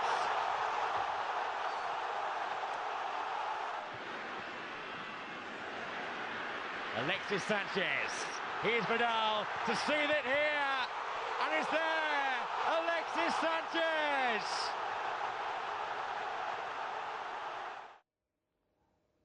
Now, the third and final T20 cricket game between South Africa and India at Eden Gardens in Kolkata was called off without a single ball being bowled. Heavy rain earlier in the evening had caused damage to the playing surface, and after several inspections, match officials deemed it too dangerous to play on. The Proteas have already wrapped up the series by winning the first two games. India have now dropped 2 places from 4th to 6th on the ICC T20 rankings, which is where South Africa sat before the series. The visitors have now moved up to 5th. Eden Gardens is due to host the World T20 final, and there will be concerns over the drainage. And the South African rugby team wrapped up their pool in the 2015 Rugby World Cup, and in doing so have earned some downtime this weekend, with their quarterfinal to be played next week Saturday. The Springboks will be keeping an eye on the Pool A decider between Wales and Australia. They play the loser of that match. One of the biggest talking points about the Springbok World Cup squad was how many seasoned players there were still in the mix. However, key combinations, especially in the midfield, have taken on a far younger profile. And indeed, the balance between youth and experience worked well, as the team engineered their World Cup revival. We certainly have grown from the Japan game. That's when you learn the most in rugby, is when you get beaten. That's when you get exposed in certain areas. But we certainly matured a lot as a group of young players. In combination with our senior players, we've got great leaders in the squad as well, so we've been learning and feeding off them. And as young players, we're feeling quite confident. The young combinations in the pack, particularly at lock, are also clicking well. Lut Diaga and Eben Etzebeth are building quite a reputation with each game played. Their domination of the line-out ensures that the Boks are on the front foot. Yeah, the line-outs went well the few games I've played, so I'm really happy with that, because that's a big emphasis. We put a big emphasis on the line-out and especially the line-out mauling. So yeah, if we get our line-out ball, we play good rugby. So yeah, that's been important for me, and I'm just glad I could be successful in the line-outs. The Springboks are also feeling settled in their London base. It's a nice place to while away some downtime in the tournament. However, the Boks shouldn't get too comfortable, as Australia has first dibs on the hotel, moving on to the quarterfinals. And now it's a waiting game. Which side will the Boks face next? Will it be the resurgent Australians or the tenacious Welsh? The path will become clearer on Saturday. Until then, the Boks will be biding their time, tucked away in southwest London. Simon Burke, SABC News, London. So here are the fixtures to close off the pool stages at the Rugby World Cup over the weekend.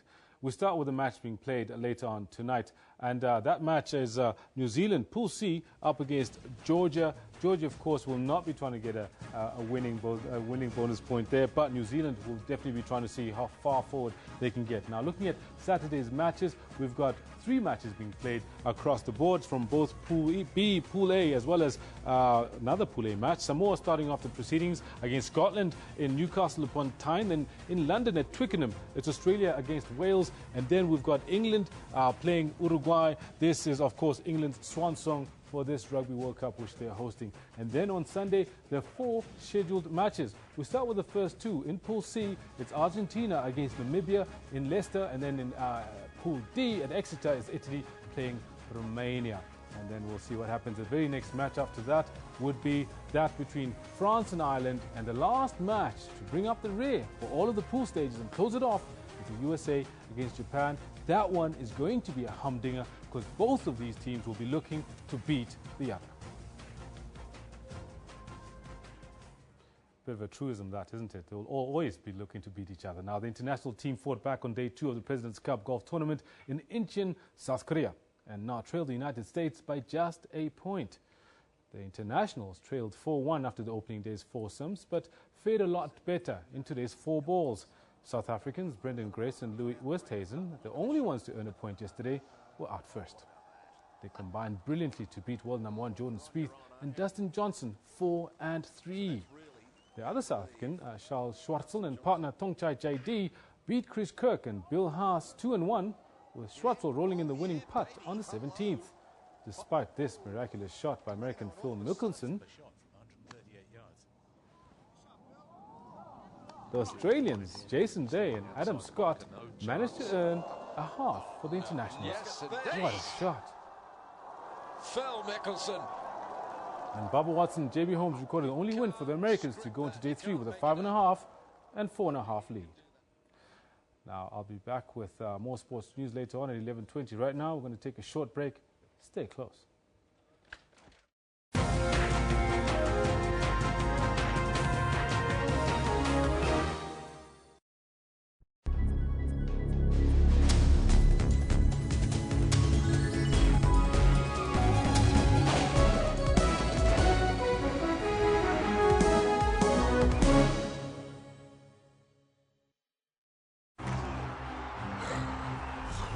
Catch!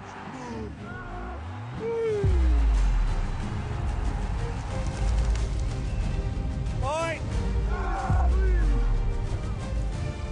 Set!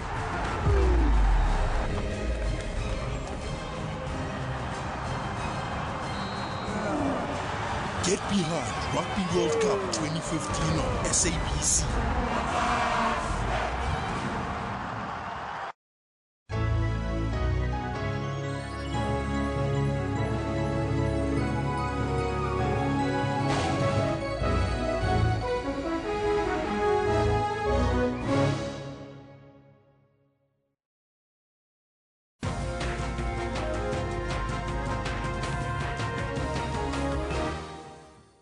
Welcome back. You're still with Newsroom. Well, the President has just arrived at Gallagher Estate in Midrand. Let's go over there now. The President is still doing the walk-in. As you can see, delegates behind me here. Yeah, they're standing up, starting to acknowledge the President's arrival. He'll be making a speech there shortly. Let's go to Gallagher Estate for the opening of the National General Council.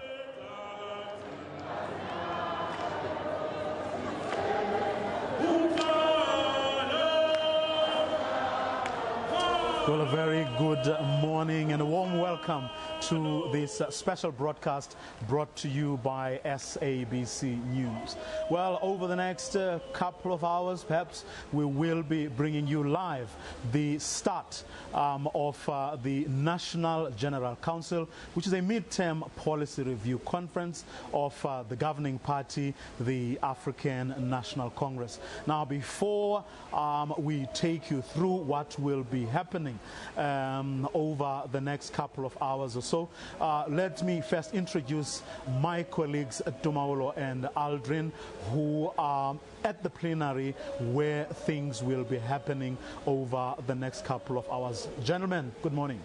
Good morning to you, Vuyo. Well, the mood here has been quite electric. This plenary hall has been reverberating with song as delegates has been singing. And just a few moments ago, officials on the stage told delegates that President Jacob Zuma has arrived here for the NGC. And again, delegates were encouraged to sing. Earlier, though, there was a little bit of an issue as, again, officials from the stage had to appeal to delegates not to sing factional or divisive songs. Now, my colleague here, Adrian, has been on the floor and talking to some of the delegates. What are some of the key issues that we can expect, and what is on the mind of the delegates?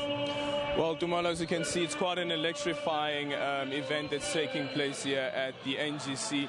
And senior members of the ANC have said that this NGC is a moment for the ANC to reflect where it stands what policies it has implemented and where it's failed, and going forward what they should do different. And that's that moment right here. And some of those issues, for instance, is the issue around the IEC. Should the ANC instruct government to review its decision to be a signatory of the Rome Statute? That's going to be quite a critical issue going to this conference, as well as media independence. You would know that the ANC has called for a media appeals tribunal, which would be state-led. The press council has said that, or rather SANEF has said that the press council is enough to regulate this industry and to make sure that journalists remain and sustain those ethical journalistic expectations, what is expected of them. So those are some of the issues going into this conference. And of course, the issue around who will be the next ANC president. The ANC Secretary General has said that that discussion is off limits. However, some sectors of the ANC have come forward with that discussion, putting it forward. The ANC Women's League, for instance, has said that they want this NGC to start this discussion around having a next female president, or rather having a president of the next president of the ANC being a female. All right, Aldrin, thank you very much. That was Aldrin just giving us an overview of what can be expected here. Now let's go back to the podium and see exactly what is being said as colleagues are here being addressed.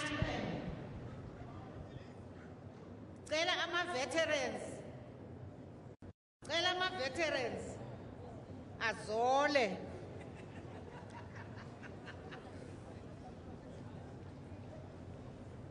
Ubani uzosiqalela i-national anthem.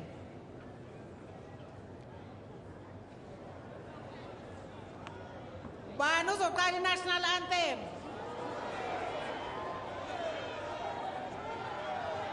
Lichile.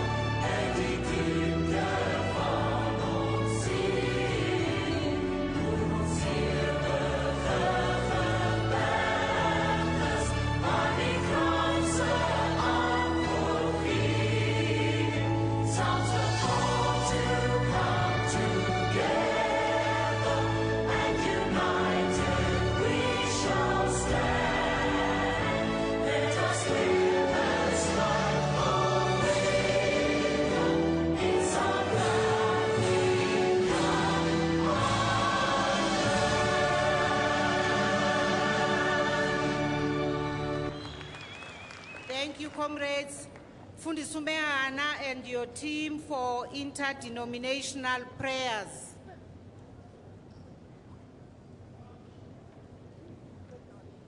We now call the Council into a solemn moment of prayer and will request that we give the dignity and respect that it deserves.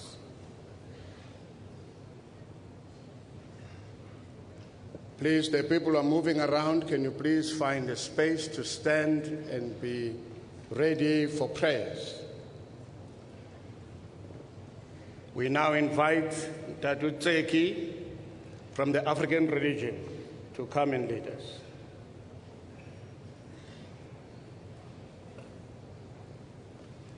Followed by the representative of the Hindu faith.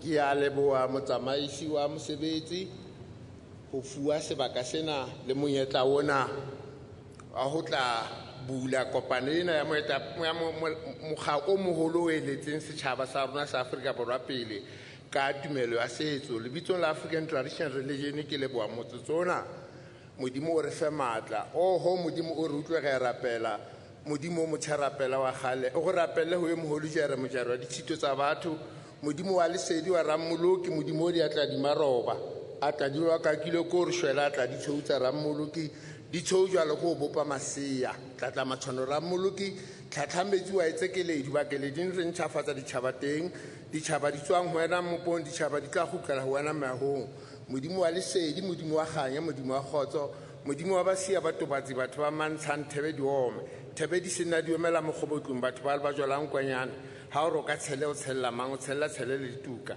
moya o hlaya mahong thabeng moya o hlaya ka dipaka tsa majwe ha le batla o tseba moya o hlaya ka le botse basia le o botse tubang le tubatsane batho ba mamabino mosadi modimo wa badimo ba rona bo Nelson Mandela modimo wa badimo ba rona bo Chris Hani modimo wa badimo ba rona bo Walter Sisulu la Albertina Sisulu modimo wa badimo ba rona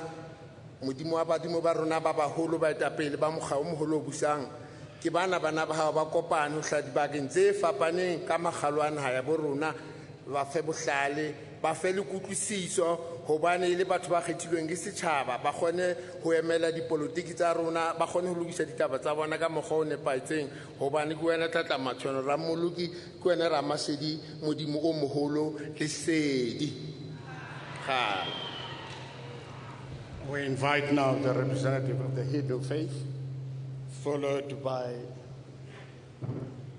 Dada Makoba from the African indigenous churches.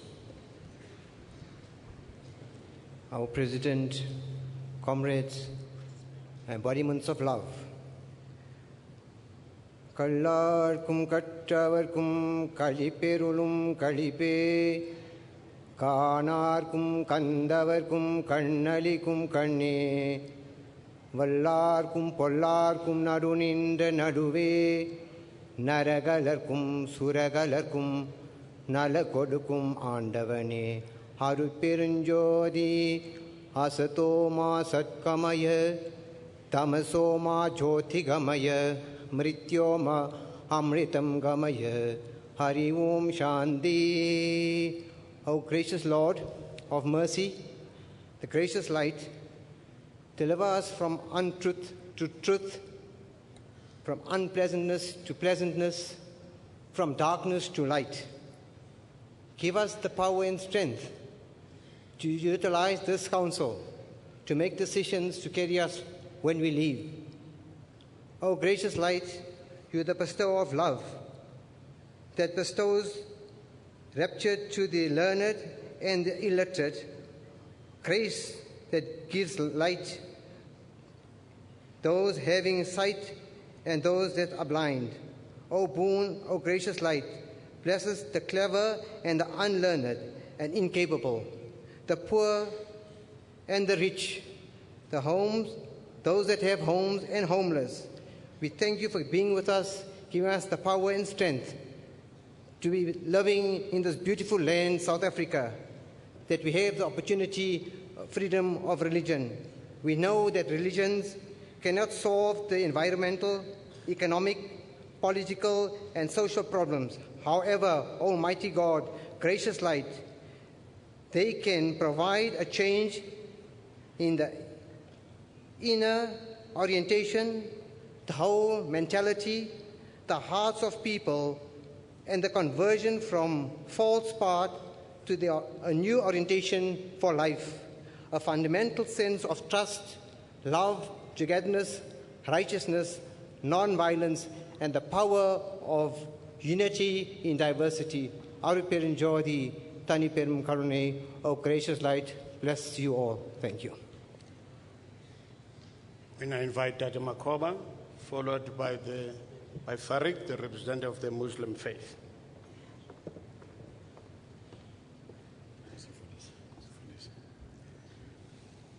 Maskobe inhloko sithandaze. Thixo wamazulu mdali wezinto zonke. Thixo kaAbraham, Thixo kaYakobi, Thixo obathunywa bakho abaprofeti. Thixo oba wethu. Naku Nkosi into zonke ngale mina namhlanje. Senje nje Nkosi ukuthoba inhloko kule ndawo. Singamasebe okanye delegates ezingamawakawaka zisuka mnininto zonke kulo lonke lo mdibaniso kulo mZantsi Afrika zizokumela mnininto zonke amasebe ombutho weCongolese xa kunjalo mnininto zonke besiza to the 4th NGC ye-ANC phantsi komongameli welizwe uPresident Jacob Zuma siyakucela mnininto zonke ukwindawo yakho enqabileyo ujike ubuso bakho ubujongise emhlabeni nalapha emhlabeni mnininto zonke ubujongise kule ndawo ukuze mnininto zonke xa nkosi ezi-delegates zimele nkosi abantu bakho obadalile emhlabeni uziphe nkosi uxolo kuze nkosi zonke izinto abaza kuthetha ngazo kule council oyinike iintsuku zakho mnininto zonke ibe luxolo bathi inkosi xa bekhumbula i-resolution zabo zango-2012 ubekho nkosi ngoxolo lwakho noba imbono nkosi ziyahlukana kodwa nkosi baphele bethetha ngazwi linye mnininto zonke naxa nkosi befika nkosi kwi-plenary sessions ube lapho mnininto zonke ngoxolo lwakho kuba nkosi wena mnininto zonke wathi nkosi xa lo mbutho nkosi usiseko sekuqaleni waze nkosi xa belala inkululeko yeli lizwe mnininto zonke phantsi kokhongolose dalwe nto zonke wabhala amagama abo ezintliziyweni zabantu belizwe lomzantsi Afrika siyakucela mnininto zonke xa kunjalo nini banike uxolo lakho kuze ekugqibeleni yonke into abayenza kule ndawo baphume mnininto zonke ngalizwi linye ukuze amagama abo angazacime kubantu bomzantsi Afrika mnininto zonke siyakucela mnininto zonke umsikelelo upresident weli lizwe nesigqeba salo mbutho we-ANC ngoko kusitela ngayo uphezulu wethu amen. Farik from the Muslim faith.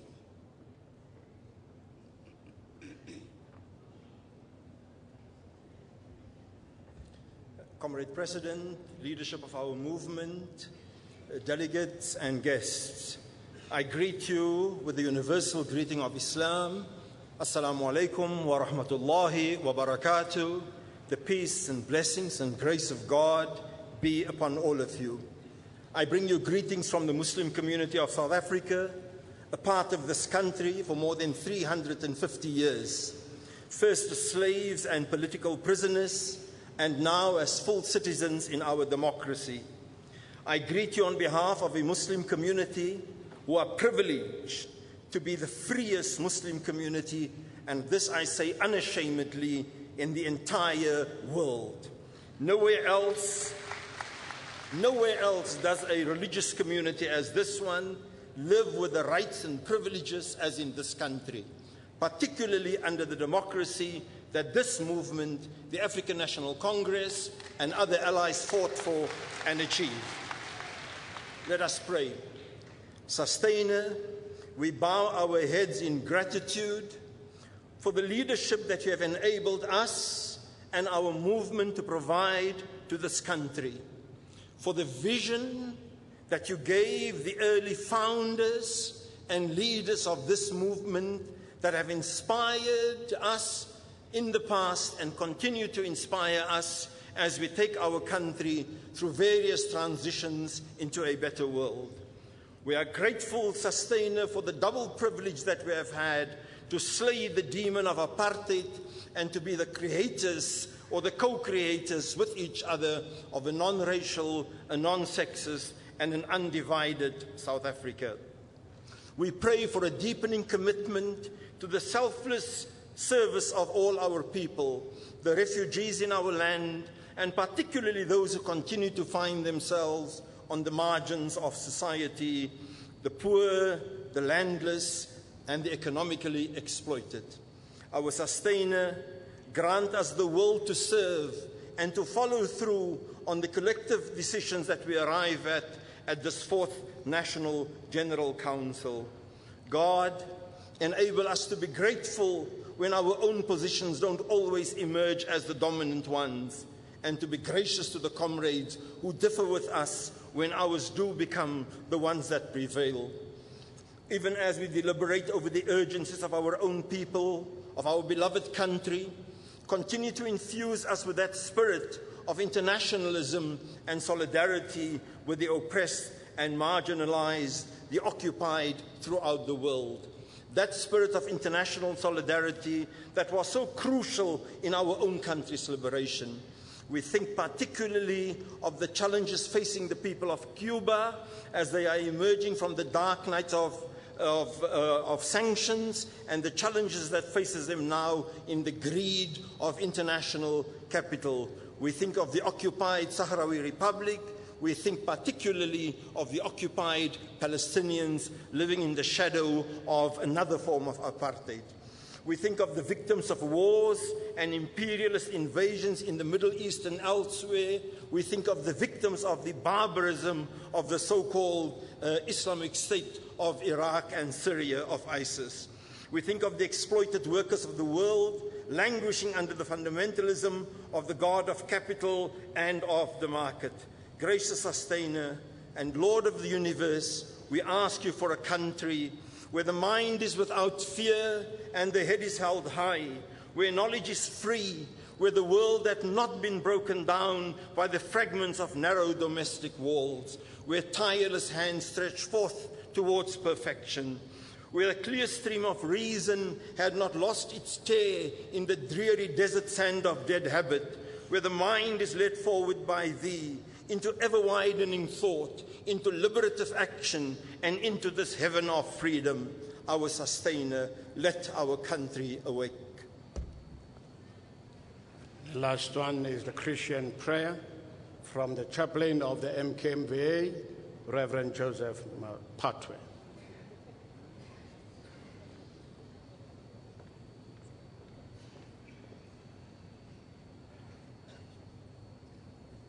Enough is enough. We are praying for black, green, and gold. We are saying we have run the race and nobody can disturb us to accomplish our mission. We are saying forward Baba Zuma's Kokele. We are saying Tate Ramaphosa. We are saying Mebalega. We are saying Tate Kwere Mantashe. We are saying Jesse Duarte. We are saying Comrade Valley, lead us in a proper way. In that name we say, the Lord, all of us, we are going to pray for the entire NEC with this song. That will be my prayer. Agahlolwa lotho Jesu agahlolwa lotho agahlolwa lotho Jesu agahlolwa lo uJesu gahluleki agahlolwa lotho Jesu agahlolwa lotho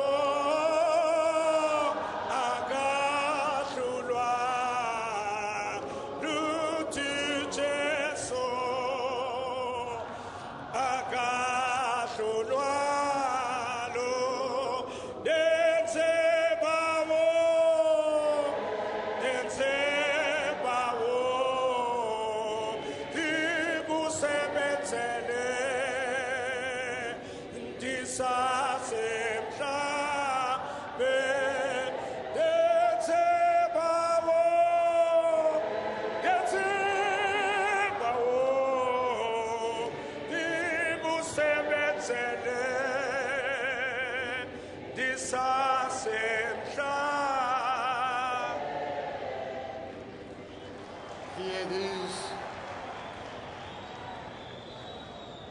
Hear these all our prayers and bless this council, and let all your blessings be with our leadership and our delegates, our country, in the name of the Father and of the Son and of the Holy Spirit.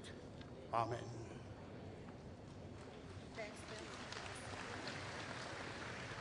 Siyabonga Baba Umfundisi, with the team that you work with.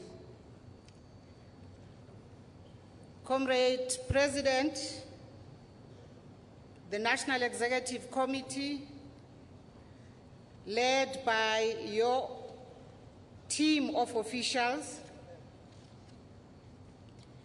comrades delegates who form more than 80% of this gathering here, comrades from fraternal organizations, from a range of countries that were with us and are still with us as we now struggle against poverty, unemployment, and inequality. Our special guests from the alliance organizations, give me 2 minutes to talk about the National General Council. You will be getting the credentials at the appropriate time. The 50th conference of the African National Congress in Mafikeng took the decision that mid-term in the 5-year cycle of the African National Congress, there shall be held a National General Council. The National General Council does not amend policy. I want to make that very clear. We have not come here to change policy. However, we have come, as that conference had decided, to review our implementation of the resolutions of the 53rd Conference of the African National Congress. We shall therefore take this opportunity to look at how far we are gone since that conference, what are the challenges we have come across, what are the possible changes we must start identifying, talking about, and only at the right gathering, which is the next and the 54th conference, talk about amending policy. So we are here as the National General Council as determined in that fashion that I have indicated. We have not come here to insult one another. If anything, this is a joyous gathering of delegates of the African National Congress.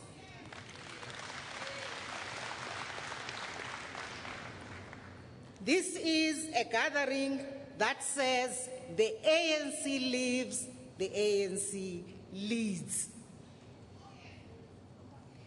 At this point, it is my pleasure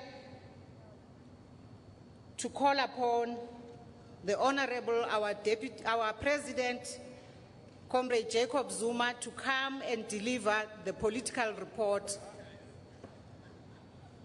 to the National General Council. Thank you,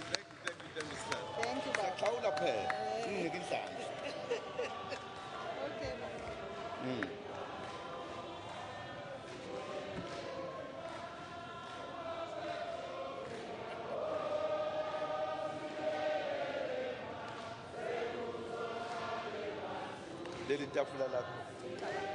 Uyabona leli tafula lakho li.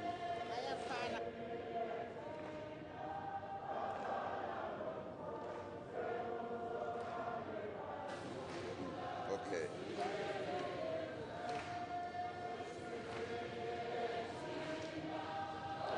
Amandla. Amandla. Awethu. Awethu. Matla. Matla. Gerona.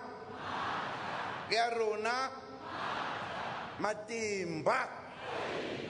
Matimba. Aina.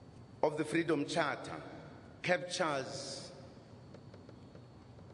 aspirations of our people. It captures what South Africans stand for.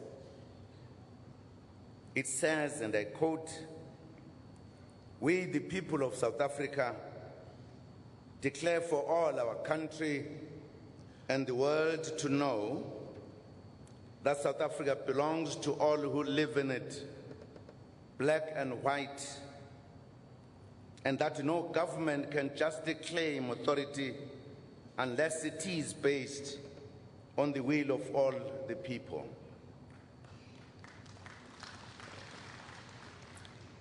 That our people have been robbed of their birthright to land, liberty, and peace by a form of government founded on injustice and inequality. That our country will never be prosperous or free until all our people live in brotherhood, enjoying equal rights and opportunities. That only a democratic state based on the will of the people can secure to all their rights, their birthrights, without distinction of color, race, sex, or belief. And therefore, we, the people of South Africa, black and white, together equals, countrymen and brothers, adopt this Freedom Charter. And we pledge ourselves to strive together, sparing neither strength nor courage, until the democratic changes here set out have been won. Unquote. The Freedom Charter also articulates unity of purpose by our people then in their determination to defeat apartheid colonialism. It says, as it concludes, and I quote, "Let all people who love their people and their country now say, as we say here, these freedoms we will fight for side by side throughout our lives until we have won our liberty." Unquote. This is a determination made by the people of South Africa in 1955. Visionary leaders and followers alike in Kliptown. The Freedom Charter remains the foundation of a democratic and non-racial value system and informed the progressive constitution of a democratic South Africa. Informed by the Freedom Charter and the Constitution, the ANC has succeeded in building a nation which recognizes the freedoms, equality, and rights of all, regardless of race, color, creed, or sexual orientation. Guided by the Constitution, we continue to build a society that is totally free of racism. We should thus remain vigilant and fight any attempt to resurgent or to resurrect the demon of racism from apartheid grave and to glorify a system of government that was declared a crime against humanity. Pixleka Izagaseme spoke eloquently against tribalism and racism ahead of the establishment of the ANC in 1911 in his piece, The Native Union. He said, and I quote,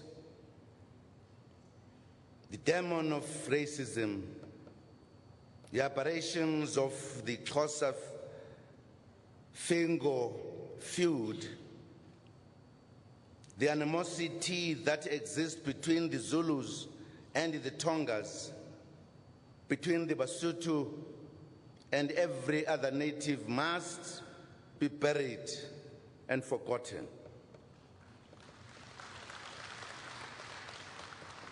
It has shed among us sufficient blood. We are one people, unquote.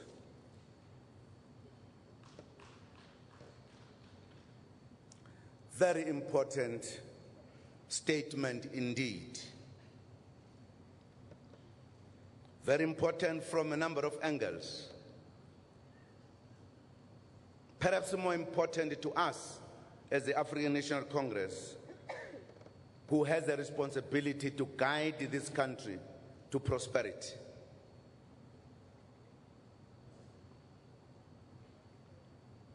The ANC thus remains unwavering in its commitment to the vision expressed in the Freedom Charter to build a South Africa that is truly united, non-racial, non-sexist, democratic, and prosperous.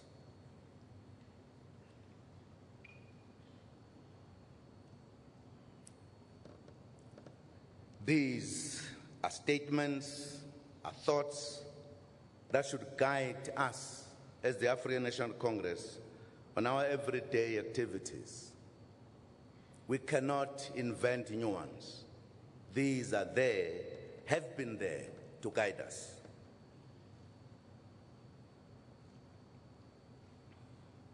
The ANC provides hope to millions of our people, especially the poor and the working class. Our people continue to put their faith in this movement because they know that it is the only political formation in the country which has an unmatched experience, capacity, and political will to consolidate democracy and lead South Africa into a better future. The ANC went through a turbulent period in the past few years, from around 2002 till the Polokwane National Conference. And comrades and friends, that is one, by the way, of the strengths of the African National Congress. Because it can speak about things that are not necessarily nice, because to us, everything that happens is a lesson for us to learn how to move forward. We believe we have a responsibility to inform the people we lead in this country, the overwhelming majority, what is in their organization, its health, or whatever else. And therefore, when we deal with some of these issues, that is the context. We need to understand these. issues we raise. The internal divisions within the movement had unfortunately exploded into the public arena due to problems that had not been attended to for a very long period of time. The important lesson there, comrades, is that once there are problems, attend to them immediately. Don't leave them to fester. Once you leave them for a long time, they will burst when there are bigger problems to solve, with attitudes having deepened, very difficult to resolve. The lesson is that whenever there is a problem, or of whatever type, tackle it immediately and deal with it. Put it behind you and move forward. However, the conference was also an important turning point as it forced us to begin looking seriously at the need for organizational healing, building, and renewal. The conference also affirmed the centrality and authority of the branches and indeed democracy within the ANC. Members of the ANC coming from the branches sang a song that said, Amandla asemasebe. The power is in the branches.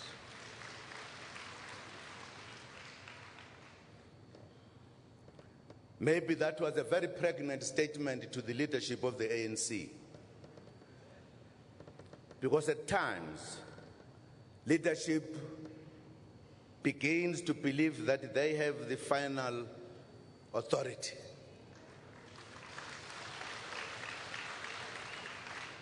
And yet, the final authority of the African National Congress is in the branches.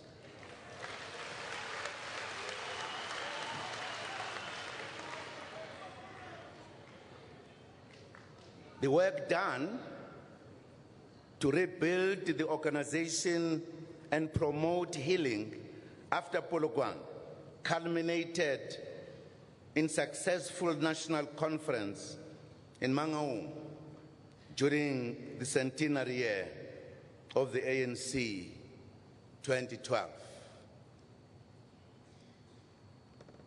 The Mangaung conference emphasized the need for organizational renewal and underlined the need for cadre development as part of building the organization. The Polokwane conference had produced an economic transformation path which was developed further in Mangaung. The Mangaung conference called for a radical socio-economic transformation in what it termed the second phase of the transition. Following the extensive organizational work done over the years, we can now say that there is substantial stability in the ANC. The ANC remains strong, functional, and vibrant. It lives and it leads. However, a lot of work must be done to rid our movement of certain tendencies that still exist, which may undermine the gains we have made if not attended to. Organizational renewal thus remains a critical component of our organizational work. It is even more important when we need an effective ANC machinery to prepare for elections and take transformation forward. The ANC has continuously received an overwhelming majority during each national general elections. We thank the millions of our people who voted for the ANC in the last elections and acknowledge the hard work of all our volunteers and structures during that period.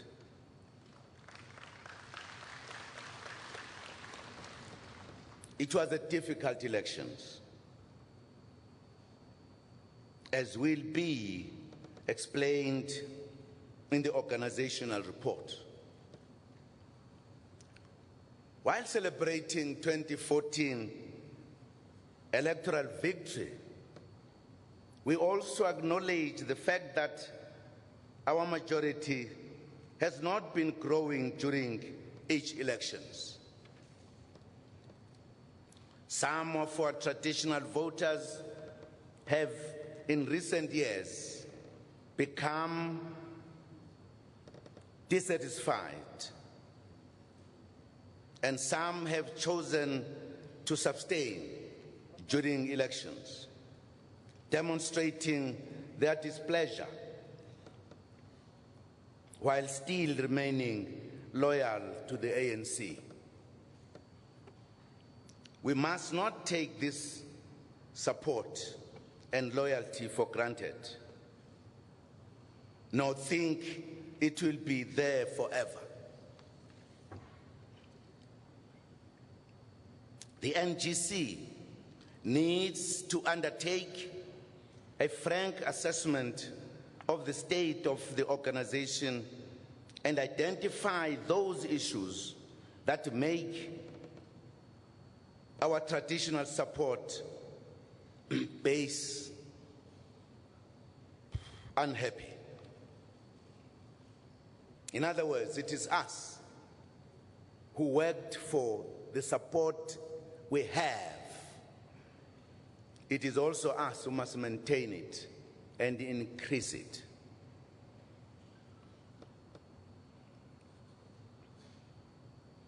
In previous ANC conferences, we have identified certain negative tendencies which undermine our credibility, that makes these voters feel unhappy. These tendencies create a public perception that the ANC has become a self-serving organization, or one that at times deviates from its core values. This is how they feel. That's why they become unhappy if they think that is the case to their organization.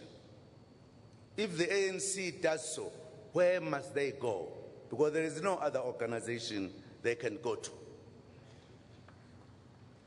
The core values of our movement are unity, selflessness, sacrifice, collective leadership, humility, honesty, discipline, hard work, internal debates, constructive criticisms, self-criticism, and mutual respect.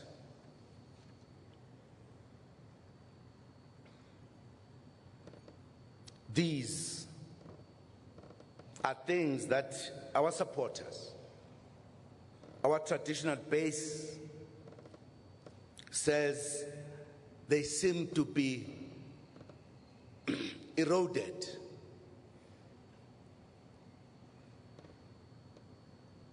And we have a task as the African National Congress to ensure that these values, and I want to repeat them once again, well, they're important to us. The core values of our movement, unity. In other words, they have a feeling that unity is not solid. Selflessness, sacrifice, collective leadership, humility, honesty, discipline. They think discipline is not tight, hard work, internal debates, constructive criticisms and self-criticisms, and mutual respect.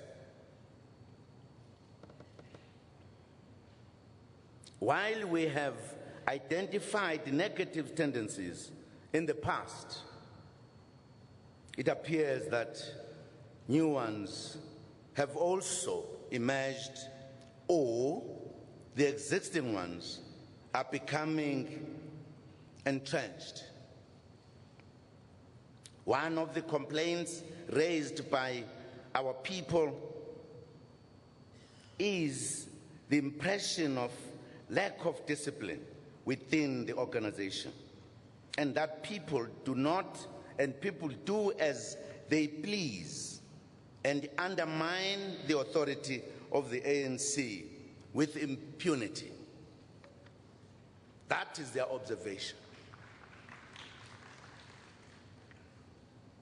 The ANC must not tolerate ill discipline, hooliganism, violence, and other negative behavior. The recent explosion and suspension of members who engage in such activities has demonstrated that the movement will not hesitate to act to protect its integrity.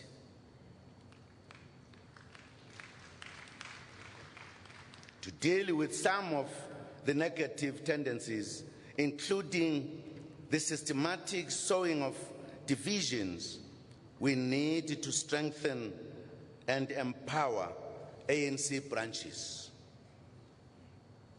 Most ANC branches function well, and will agree. Others are facing difficulties and need to be freed from tendencies such as manipulation, gatekeeping, or the bulk buying of membership.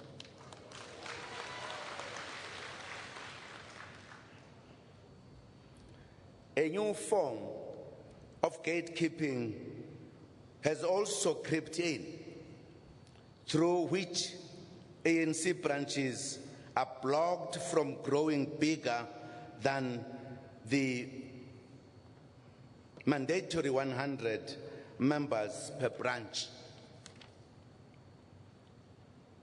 In this manner, people who want to join the ANC are unable to do so, while those who have joined find themselves being used as voting fodder or to rubber stamp decisions of those who control the affected branches. Such a state of affairs and other challenges with our membership system could be the reason why our membership has dropped from more than 1 million members during the centenary in 2012 to 870,000 members.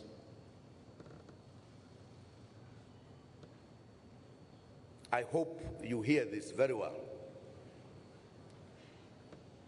our leaders in the early 40s took a decision that when the ANC celebrates its 100 years, it must have more than 1 million membership.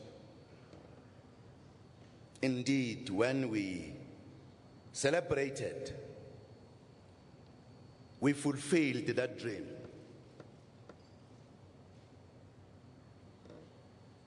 We now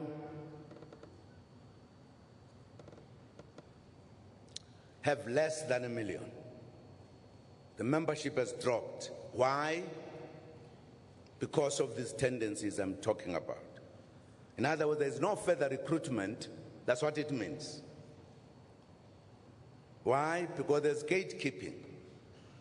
I want to have the membership around 100 so that I can control them in a smaller number. That's another new fashion of gatekeeping, and therefore depriving the ANC of its members who love the ANC. That includes the membership system. We need to come back to a simple one. You join, you get your card, you are there. You must not have a situation where you join, you don't know what happened in the process. At times you end up with the receipt expiring without getting a card.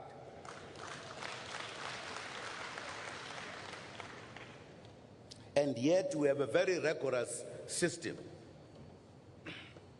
which was designed for good reasons, that the membership should be audited. But if you do the auditing, and I'm a member, even having paid for 5 years, and I have a card, and the auditing person tells me you're not a member, whilst I'm having a membership card,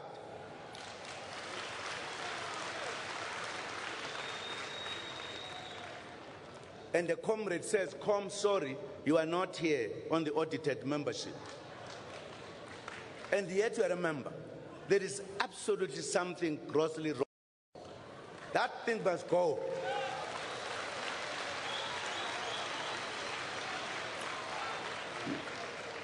You join, you pay, you are a member.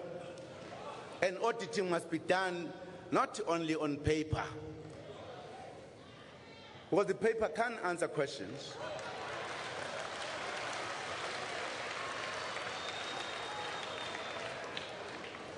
If the auditing has made a mistake and I'm here with my card, there is sufficient evidence I'm a member in good standing.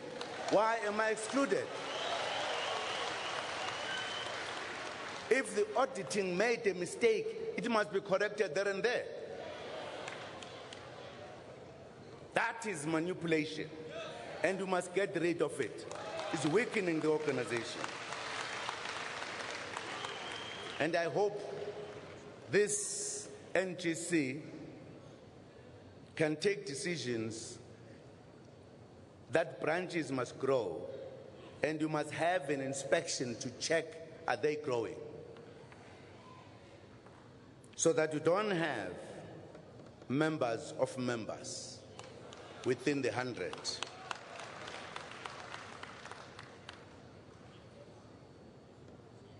The ANC belongs to the people, and no branch should block those who qualify from joining the movement.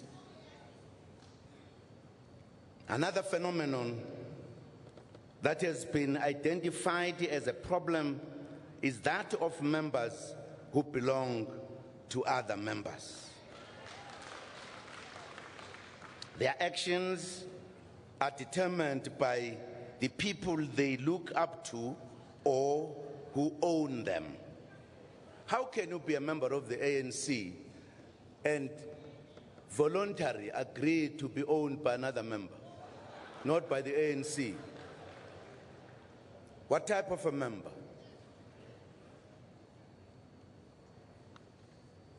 These are tendencies that have crept in that we must root out.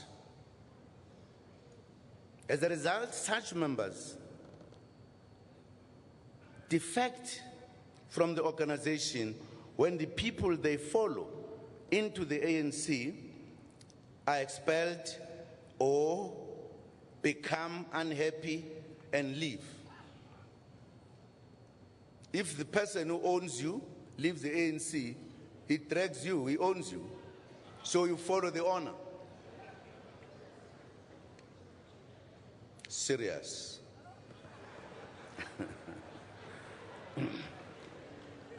Another serious cancer that needs eradication in our movement is the existence of factions.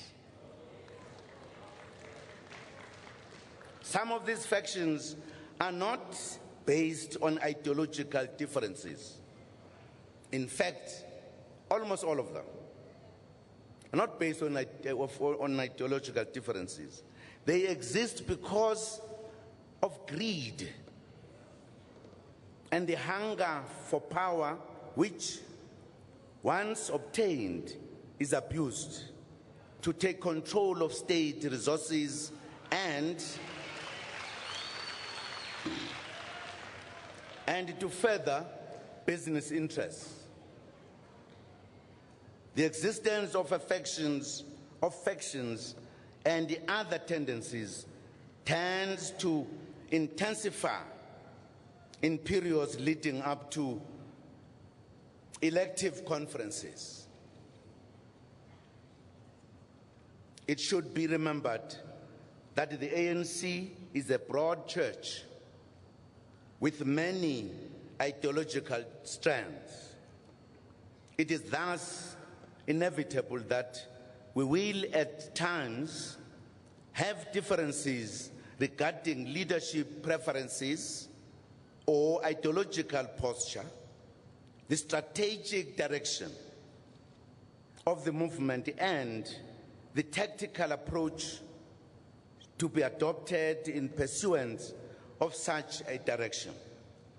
These differences must be principled and not personal. Once they become personal, they become a problem for the organization. And once people begin to form factions to push their positions, it also becomes a problem. To manage differences, our movement abides by the principle of democratic centralism, which dictates that once a decision is taken, neither by persuasion or a vote, such a decision is binding on all members, including those who initially opposed it.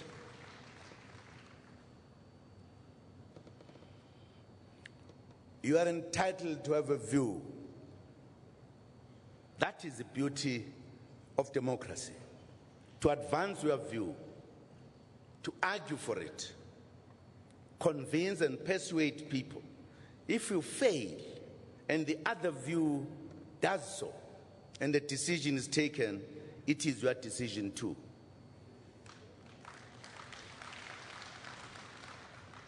You cannot work in a subversive manner to undermine the decision because you did not agree with it. That's not accepted in the African National Congress. Comrades, we also need to address the reported existence of the so-called kingmakers in the ANC. A new phenomenon. There is no structure or league of the ANC that has been accorded the status of being a kingmaker.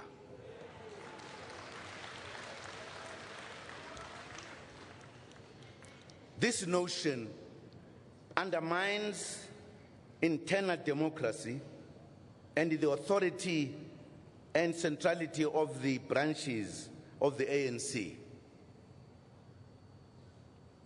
Our electoral processes are well documented in documents such as Through the Eye of the Needle. Through the Eye of the Needle. Ngaphuma ehlweni le night. Kuthiwa for you to reach leadership, you must go through the Nile, the eye of a needle. Awukwazi ukuvele wehle ngenhla nje. Uvele ube isibhadla zungaka ungadlulanga lapha, suya leader. It can't be.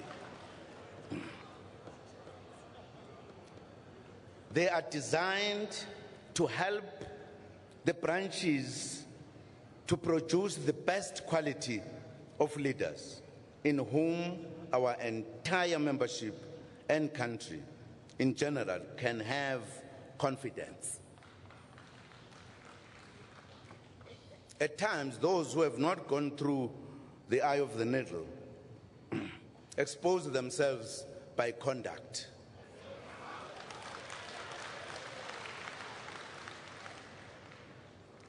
While the ANC also does not discourage healthy competition for positions of leadership and responsibility, such as competition must not take away the fundamental right of branches to decide on the leadership of the ANC. In this regard, tendencies such as the use of money in order to manipulate the outcomes of electoral process in the organization are totally unacceptable.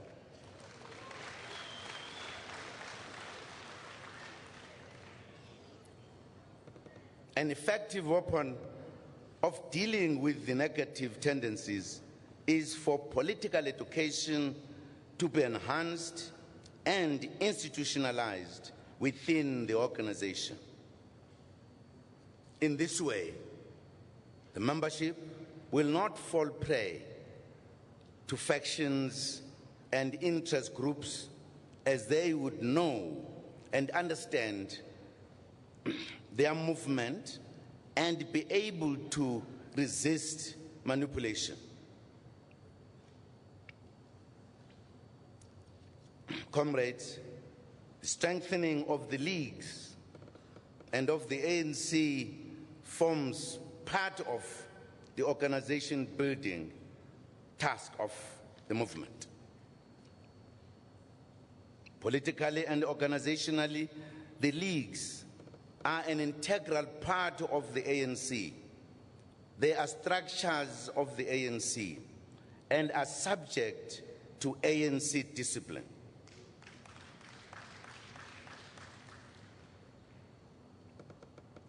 Progress has been made in finalizing the revival of the ANC Youth League following a difficult period. High levels of ill discipline of the former leadership of the Youth League led to the difficult but necessary decision of expelling and suspending some leaders of the league in 2012 rather. In March 2013, the ANC NGC formally disbanded the ANC Youth League National Executive Committee.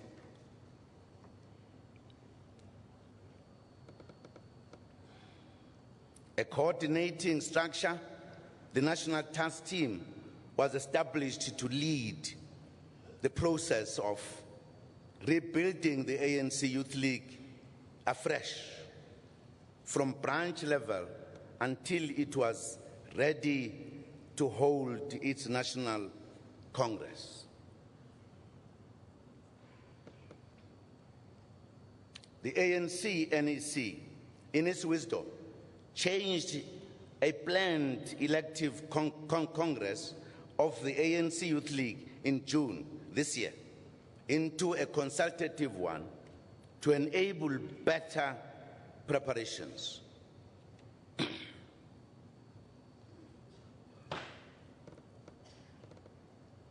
The preparatory process culminated in the successful holding of the National Congress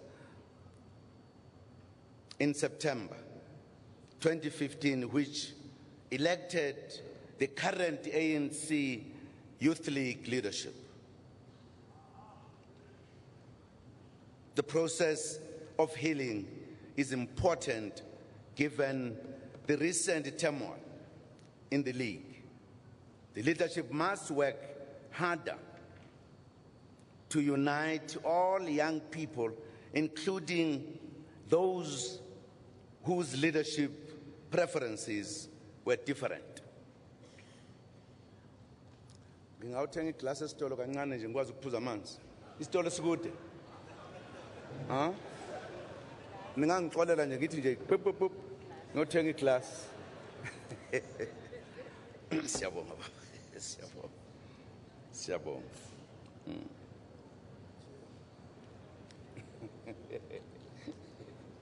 Cheers.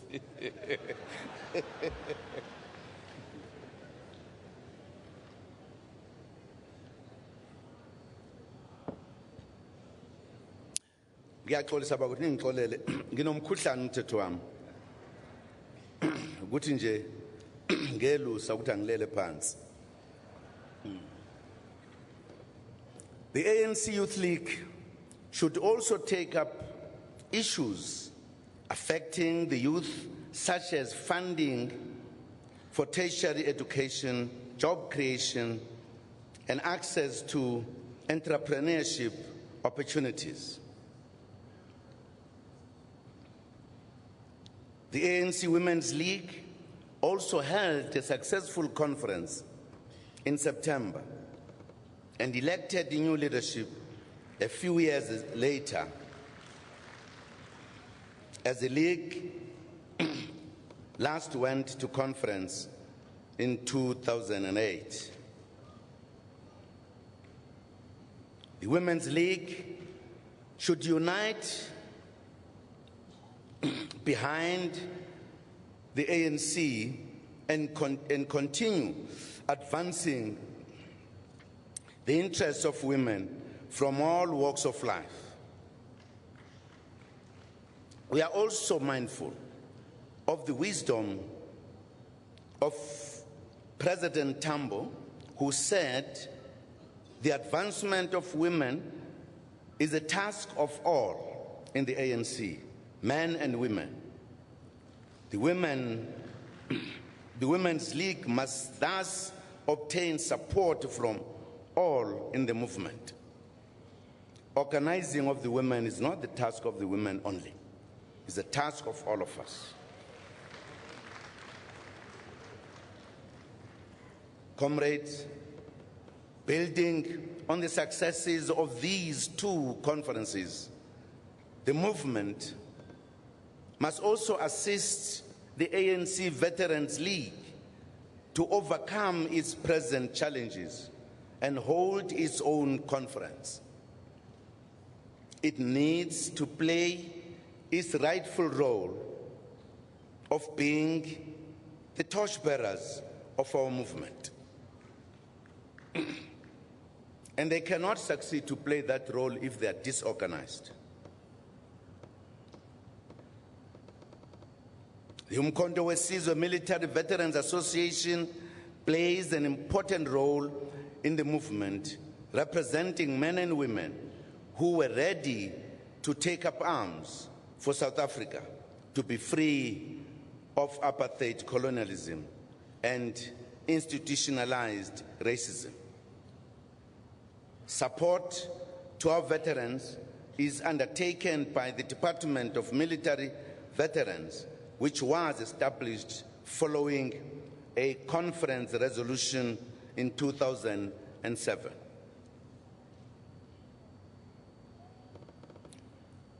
In other words, there should be no part of the ANC that is not active. All the leagues must function properly. And we are confident that given the success of the last conferences of the two leagues, we are on a very firm ground to move forward quicker.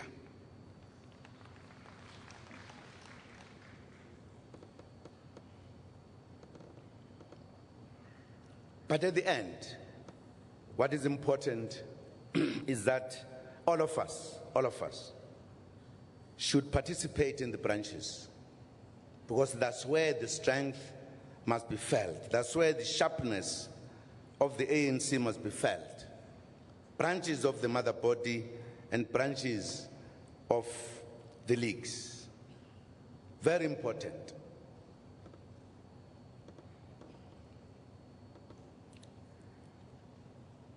Do you know that you are a powerful organization?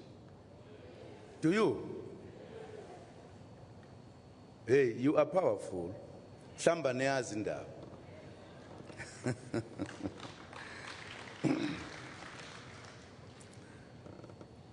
You know, if we are present, you are felt, everybody talks about you. That's what the ANC is in this country. You know, if I'm a training journalist, for me to emerge, I must write about the ANC. Then I will be recognized. Not so. If I write about other things, nobody will recognize me. If I'm a very gifted, powerful business person, in the boardrooms, I must talk about the ANC and the ANC policies. Then people will, this is a serious businessman.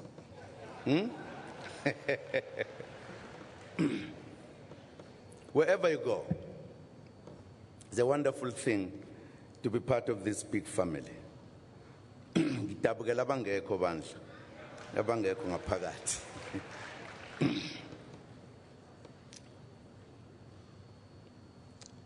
Comrades, the ANC also advances its programs with the support of Alliance.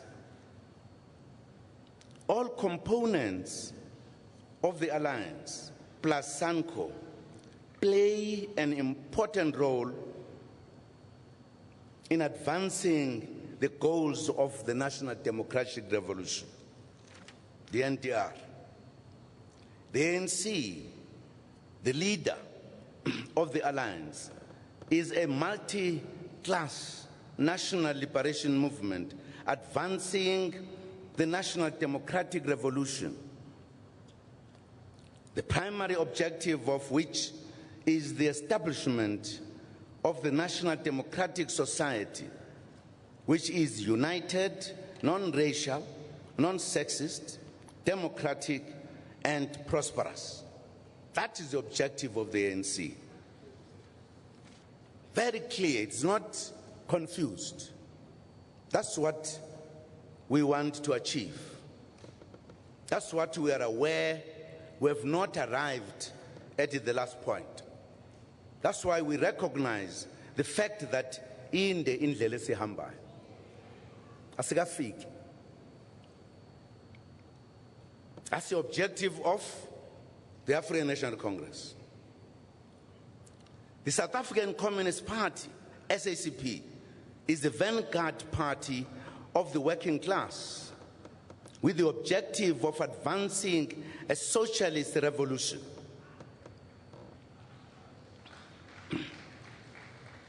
To create socialism with the dictatorship of the proletariat.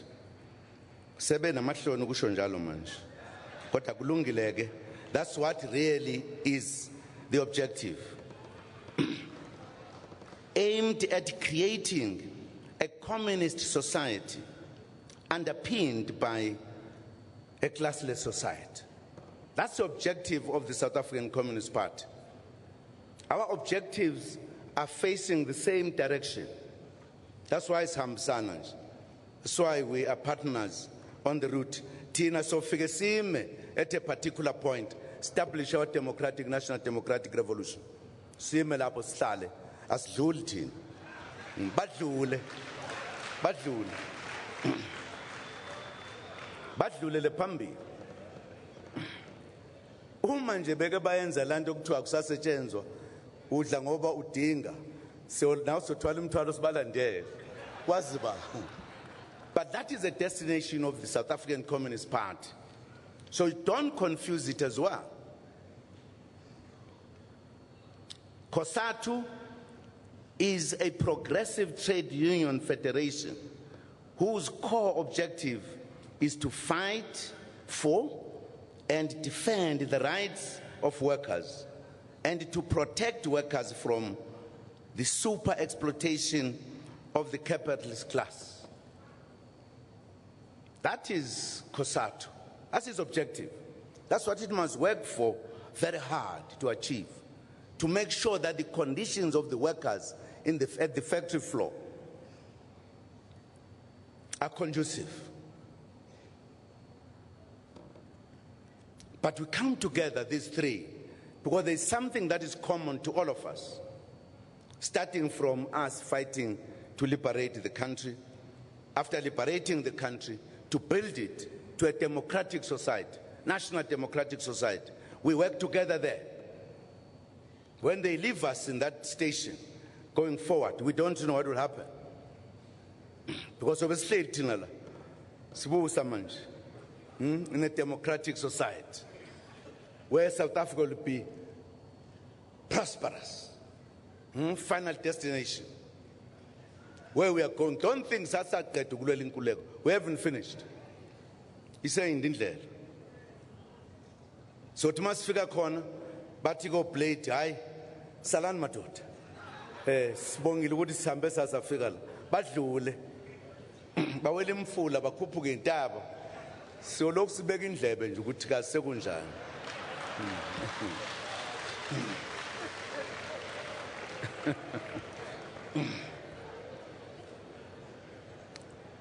SANCO is a civic movement and a critical component of civil society which mobilizes and organizes communities around bread and butter issues. That is SANCO. SANCO has to work very hard, harder than what it is doing now, to establish itself in the communities. And it's part of the broader movement. We need to be together. In other words, SANCO must be felt by all of us. The Alliance has faced challenges given the difficulties that were faced by COSATU. The ANC has played its role as a leader of the Alliance to provide support and will continue to do so. A stronger, united COSATU is important for the country and for the Alliance. When we reach our destination of prosperity, the conditions of the workers will be fine. So the workers will be with us. We don't know if the vanguard calls them to say, let us proceed. Whether they will proceed or they will stay with us, we don't know. Now, comrades, one of the things that we should realize, and I don't want what people say that at times power intoxicates. Because we should know we are powerful. We've got powerful allies. We're in every corner of this country. We carry the future of this country with powerful allies. There's nothing that must defeat us. There's nothing that can stop us in reality. That's why, if you talk about opposition in South Africa today, there is no longer a political debate. No. political opposition parties, they live a debate because they can't debate with us. They are using courts as an extension of their debate. At a wink of an eye, we are going to court. They can't debate political issues. In political space, it's a reality. I can tell you, you can count from now how many times we are taken to court on political debates. Who lose the political debate, I'm going to court. Where is democracy there?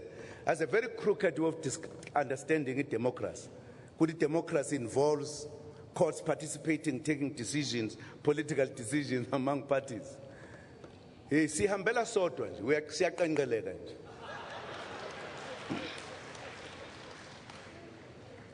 I mean, parties know they will never take power here. Not in the foreseeable future, even towards the end. So,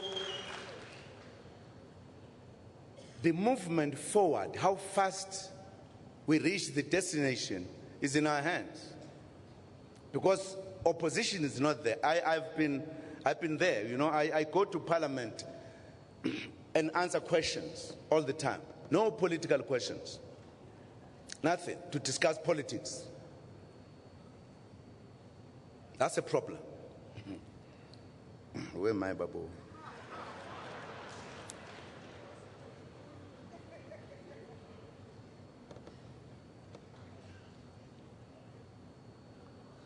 Comrades, the NGC will take stock of the implementation of policies that we adopted in 2012 and the achievements and challenges.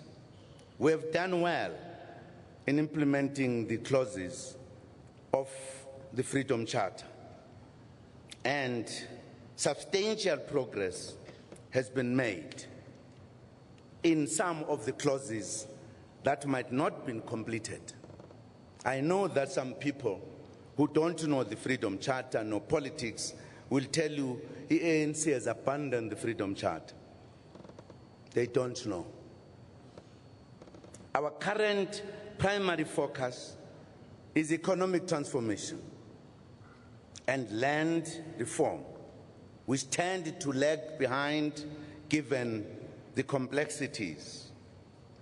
And one of the clauses that we are grappling with is education. But some clauses have been achieved. Those that have not been achieved, we are focusing on them, because we are guided by the Freedom Charter. Just to remind you, the clauses of the Freedom Charter are as follows. 1, the people shall govern. The people are governing. Can you deny that? We have achieved number 1. All national groups have equal rights. Isn't that so? We all have equal rights. Where does this come that we have abandoned the Freedom Charter?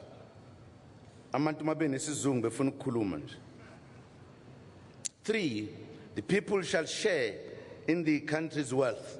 That's what we are grappling with, the economy. We have come up with policies. We are dealing with everything to ensure that this is achieved. The land shall be shared among those who work it. That is the clause we are grappling with. 5, all shall be equal before the law. Achieved. Unless you don't have the money, then you are not equal to those who have the money. That is a phenomenon globally. But insofar as a policy, that has been achieved. 6, all shall enjoy equal human rights. We are all enjoying it. We have achieved that one. 7, there shall be work and security. We are grappling with that precisely because unemployment is a capitalistic phenomenon. You cannot have a situation where there is everybody's working. That's why we are grappling with it, but we have worked on the laws to be also in favor of the working people. They are working, they've got a security. 8, the doors of learning and culture shall be opened. We're grappling with education. Very huge percentage, as I would say later, of children, poor children, are not paying fees. And the process is coming. 9, there shall be houses, security, and comfort. We are grappling with this.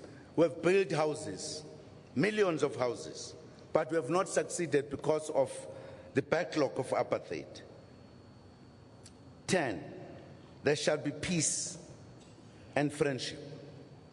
There is no war in South Africa. There is peace and friendship. We have achieved that one. So those who always say, you have abandoned the Freedom Charter, have abandoned they don't know what they are talking about. They've never even read the Freedom Charter. We are actually grappling with implementation of the Freedom Charter. 60 years, and we said so when we were dealing with the issues of celebrating it. Comrades, with regard to the economic transformation, we made an undertaking that we would, over the next 5 years, take decisive and resolute action to overcome the triple challenges of poverty, inequality, and unemployment, which are at the heart of South Africa's socio-economic challenge. We indicated the intention to transform the structure of the economy through industrialization, broad-based black economic empowerment, addressing the basic needs of our people, including women and youth, strengthening and expanding the role of the state and the role of state-owned enterprises. We reiterate as well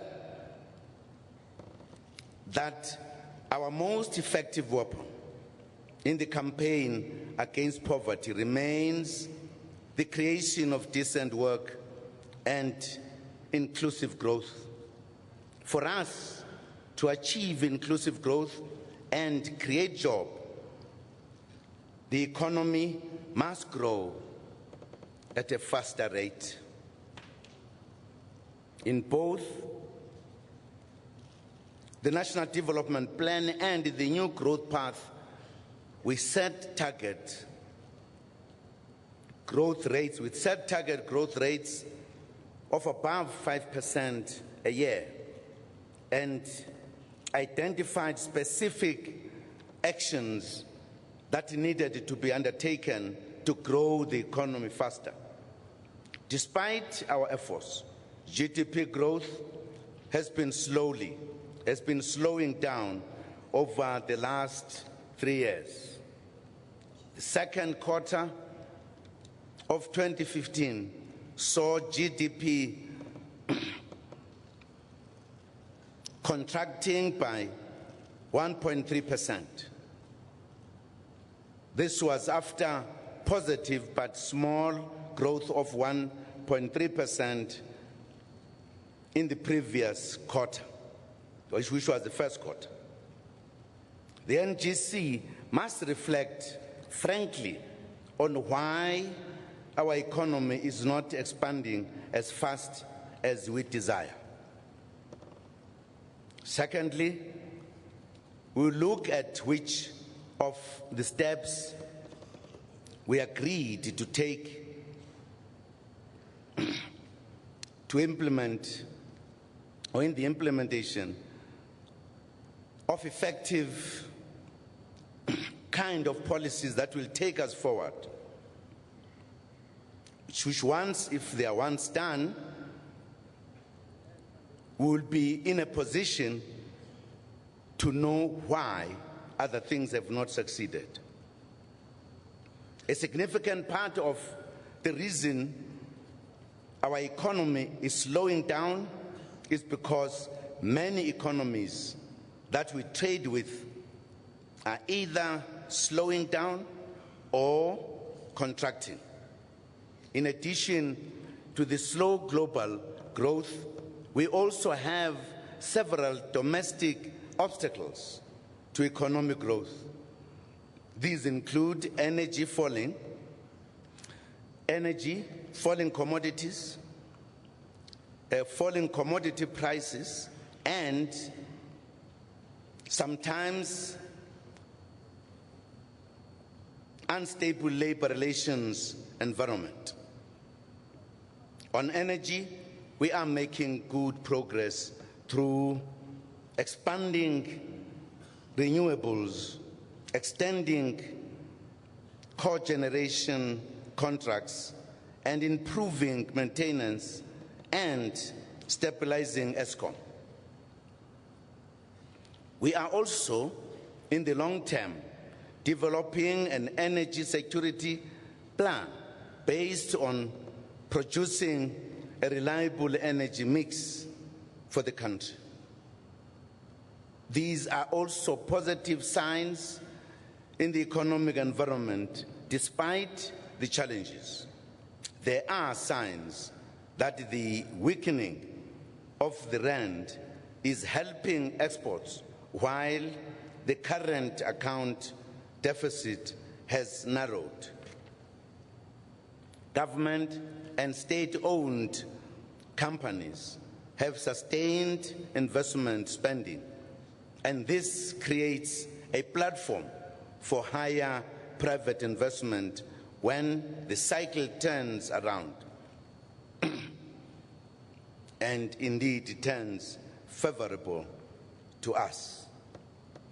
For an example, more than 1 trillion rand has been invested in national infrastructure projects, compared with 451 billion rand in the previous 5 years.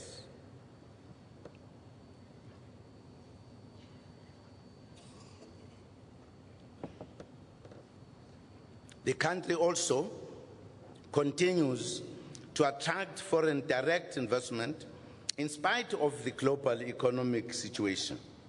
This was worth 43 billion rand in the 2014 to 2015 financial year and $3.31 billion from January 2015 to July 2015. The United Kingdom, United States of America, Germany, Australia, and India were the key foreign direct investment sources for South Africa. South Africa also invests in other economies. The top 5 destination countries for foreign direct investment outflows from South Africa include the United Kingdom, Nigeria, Ghana, Zambia, and the United States. Since 1994, trade with sister countries in the continent has increased 35-fold to about 400 billion rand, thus promoting intra-Africa trade.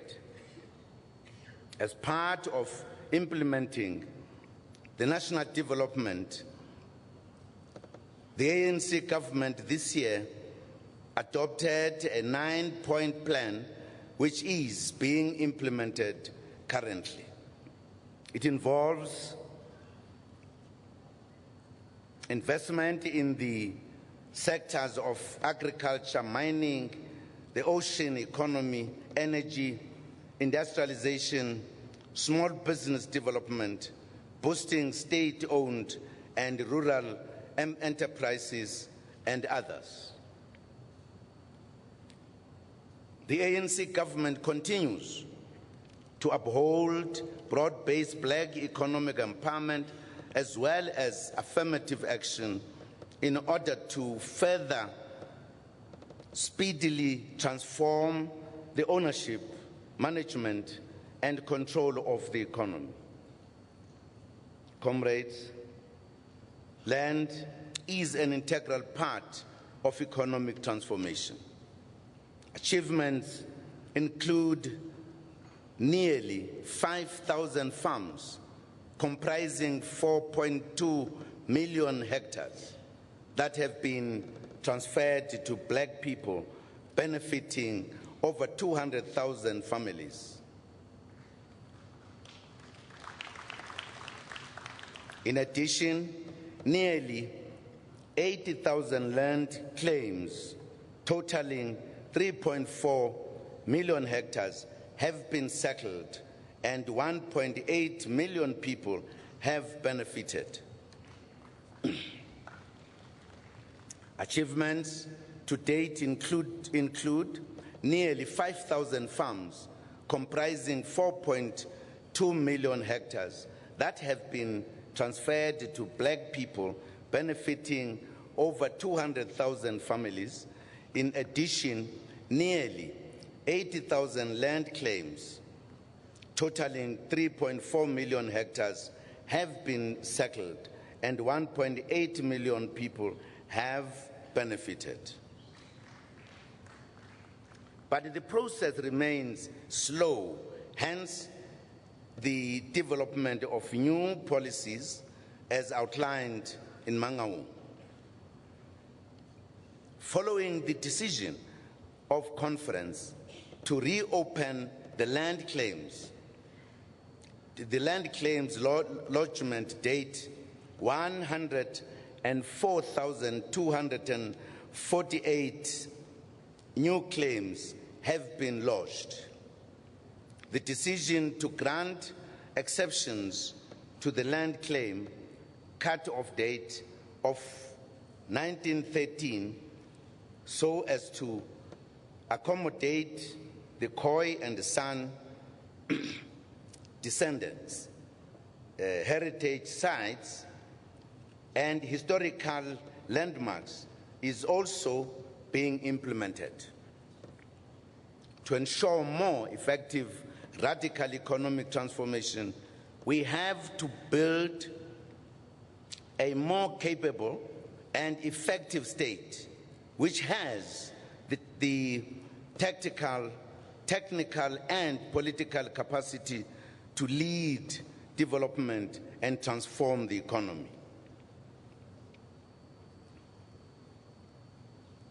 Comrades, during the 2014 general elections, our people agreed with us when we said we had a good story to tell, and that South Africa was a much better place to live in than before 1994.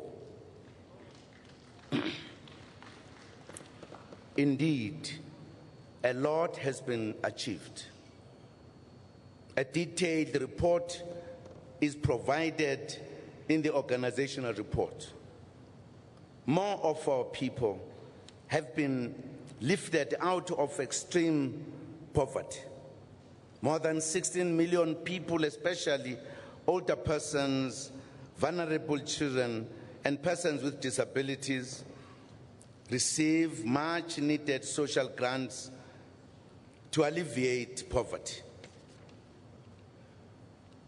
The public works and community work programs had created 6 million work opportunities for unemployed people, 40% of them young people, by 2014. Over 3.3 million free houses have been built, benefiting more than 16 million people. That's a good story to tell, absolutely. Nearly 500 informal settlements have been replaced with quality housing and basic services. About 12 million households have access to electricity, 7 million more than in 1994. Around 92% of South Africans had access to potable water last year, compared to 60% in 1996. In 2014, we launched the local government Back to Basics program to improve the functioning of the local government. Such interventions are critical as we prepare for local government elections. We continue to invest in our children's education, which is an investment into the future. Over 7 million learners from poor households do not pay school fees. Over 7 million receive free meals at schools. A key new achievement is the fact that every province in our country now has a university. Over the past 2 years, we have added 3 new universities: Sol Plaatje University in the Northern Cape, the University of Mpumalanga and Sifaku Makatu Health Sciences University in Gauteng. Siyaquba.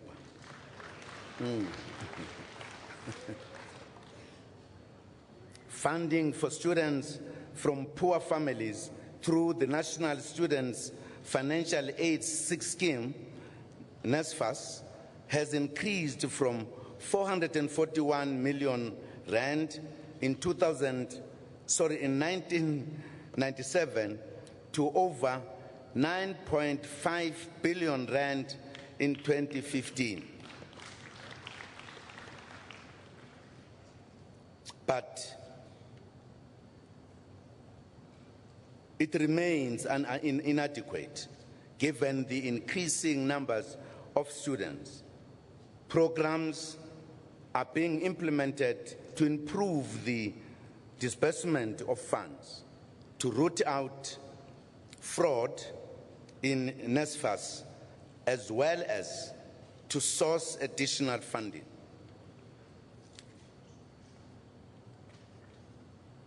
The frustrations relating to the slow pace of transformation on campuses have also been sharply expressed by students, and this is the reality. Academic staff remains predominantly white and male. New academic posts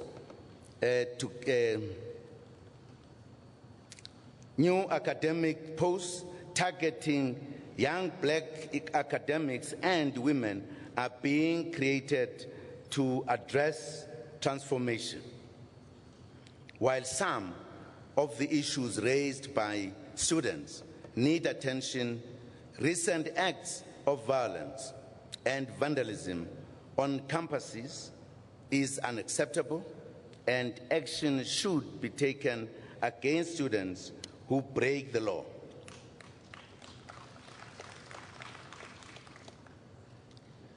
Comrades and friends, dramatic progress has been made on health care, especially in the fight against HIV and AIDS since the announcement of a turnaround strategy in 2009. South Africa now funds the largest antiretroviral treatment program in the world, with 3.1 million South Africans being on life-saving medication. This has caused an increase in life expectancy as persons living with HIV are living healthier lives now. In addition, more babies are born without HIV due to a successful prevention of mother-to-child transmission program. All these and the other achievements must be sustained through the introduction of universal health coverage through national health insurance.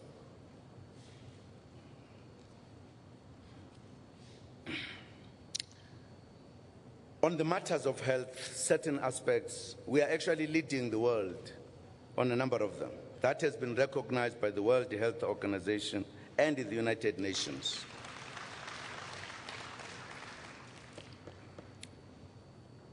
Comrades, the latest crime statistics indicate that we have, over the past 10 years, substantially decreased the levels of certain categories of serious crime. But more needs to be done to make our people to feel safer. The brazen behavior of criminals who kill police officers, blow up ATMs, or shoot people in highways and shopping malls, especially in the build-up to the festive season, does not make our people feel safe. There is clearly something more that needs to be done to send a message to criminals that crime does not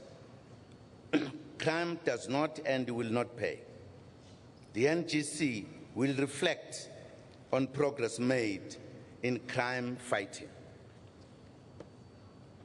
The ANC needs to work harder to reverse the incorrect public perception that the ANC and its government are soft on corruption, and that the ANC is a corrupt organization. It is thanks to the ANC's anti-corruption programs and policies since 1994 that the fight against corruption is higher up on the country's agenda. It was never an issue before until the ANC and its government arrived and started fighting corruption and doing everything to ensure that corruption is fought.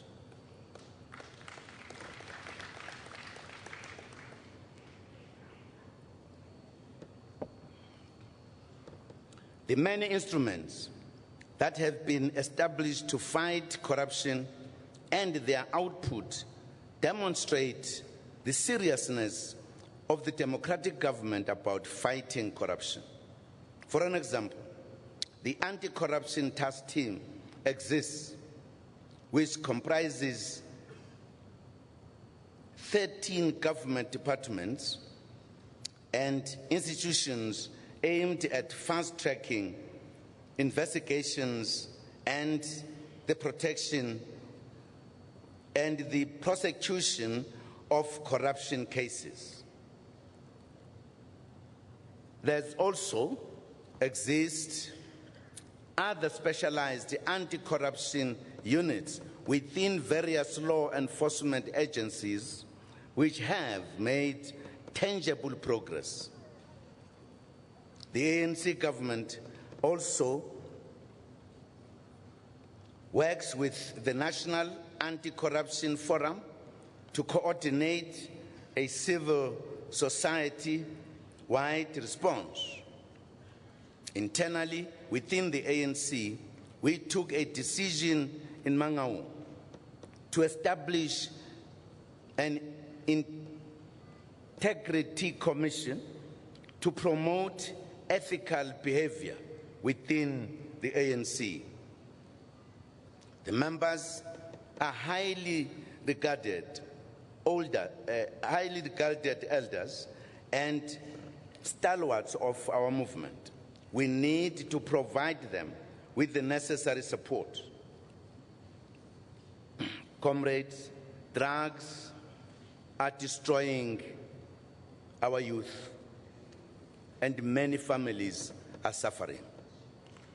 We call upon ANC branches to mobilize community members to stop turning a blind eye towards people who sell drugs in their neighborhoods.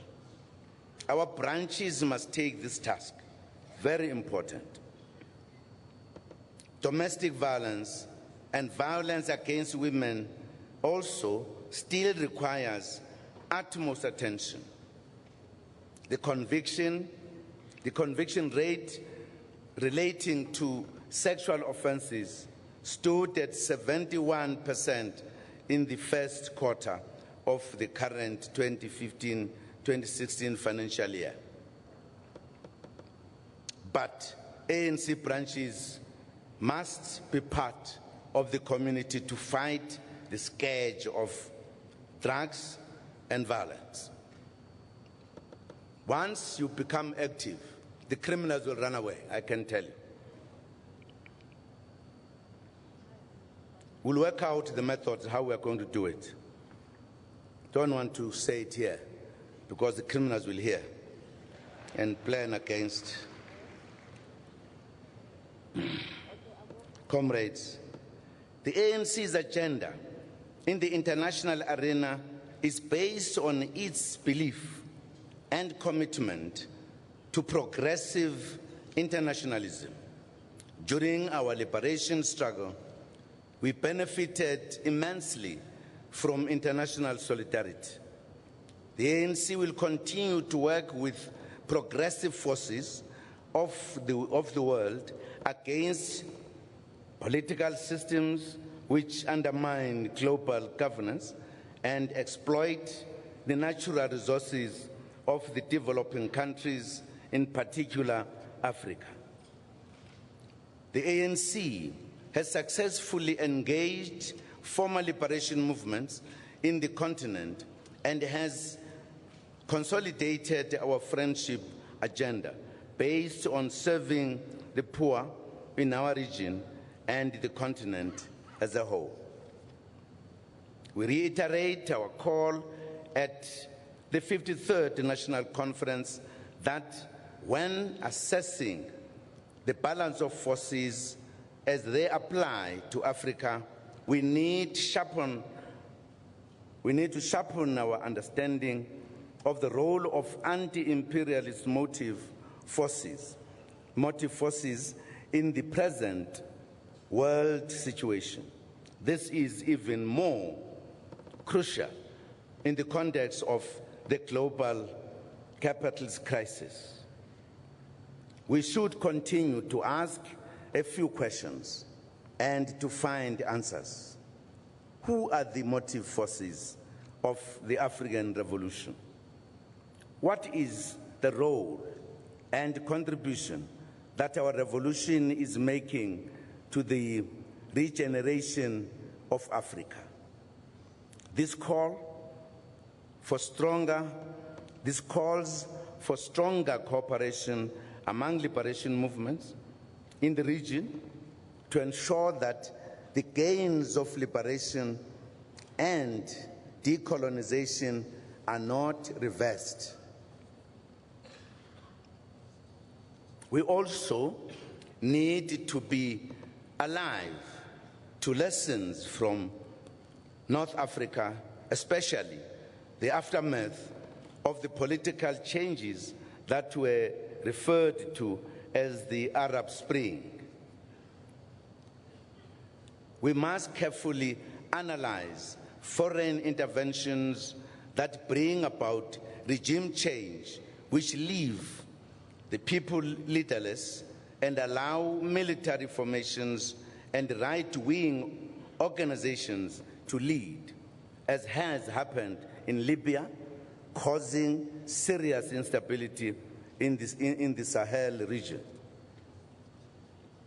We must also continue to support the African Union and African solutions to African problems. We cannot afford a situation where continental initiatives to bring about lasting peace, security, and stability on the continent continue to be underpinned by powerful foreign forces. We continue to promote good relations with our partners in the developed North, such as the EU, the United States, Japan, and others. We have also teamed up with our partners within the BRICS, Russia, India,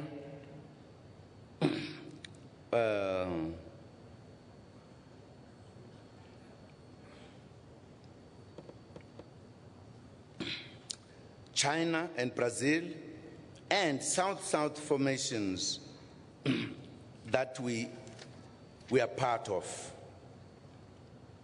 With regards to global governance, the ANC should continue to pursue the reform of the United Nations and its organs to reflect the current global political and economic configuration.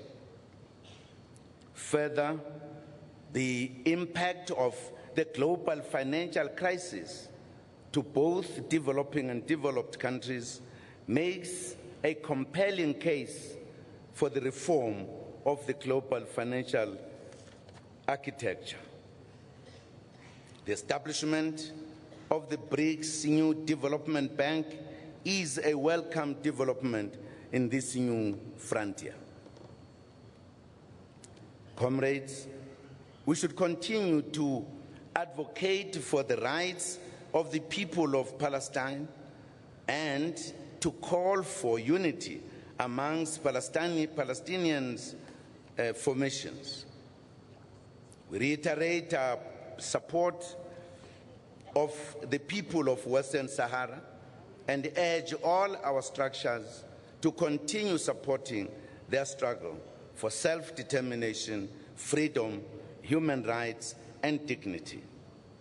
We also welcome the re-establishment of diplomatic relations between Cuba and the United States and the release of the Cuban Five.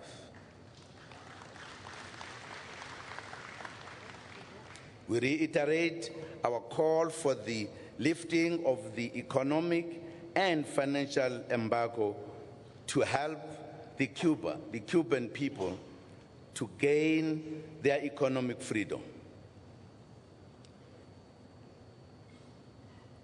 Comrades, at the historic 70th anniversary of the United Nations last month, the UN General Assembly adopted the Sustainable Development Goals to replace the Millennium Development Goals, which end on the 13th December 2015.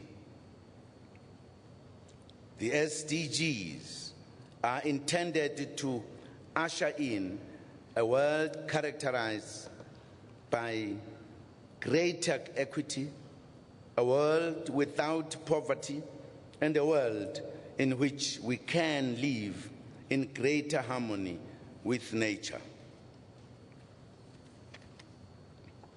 Comrades, we have a lot of work to do at this NGC. A statement by Comrade Pixley Kaizagasem in 1911, motivating the objectives of the founding of the ANC,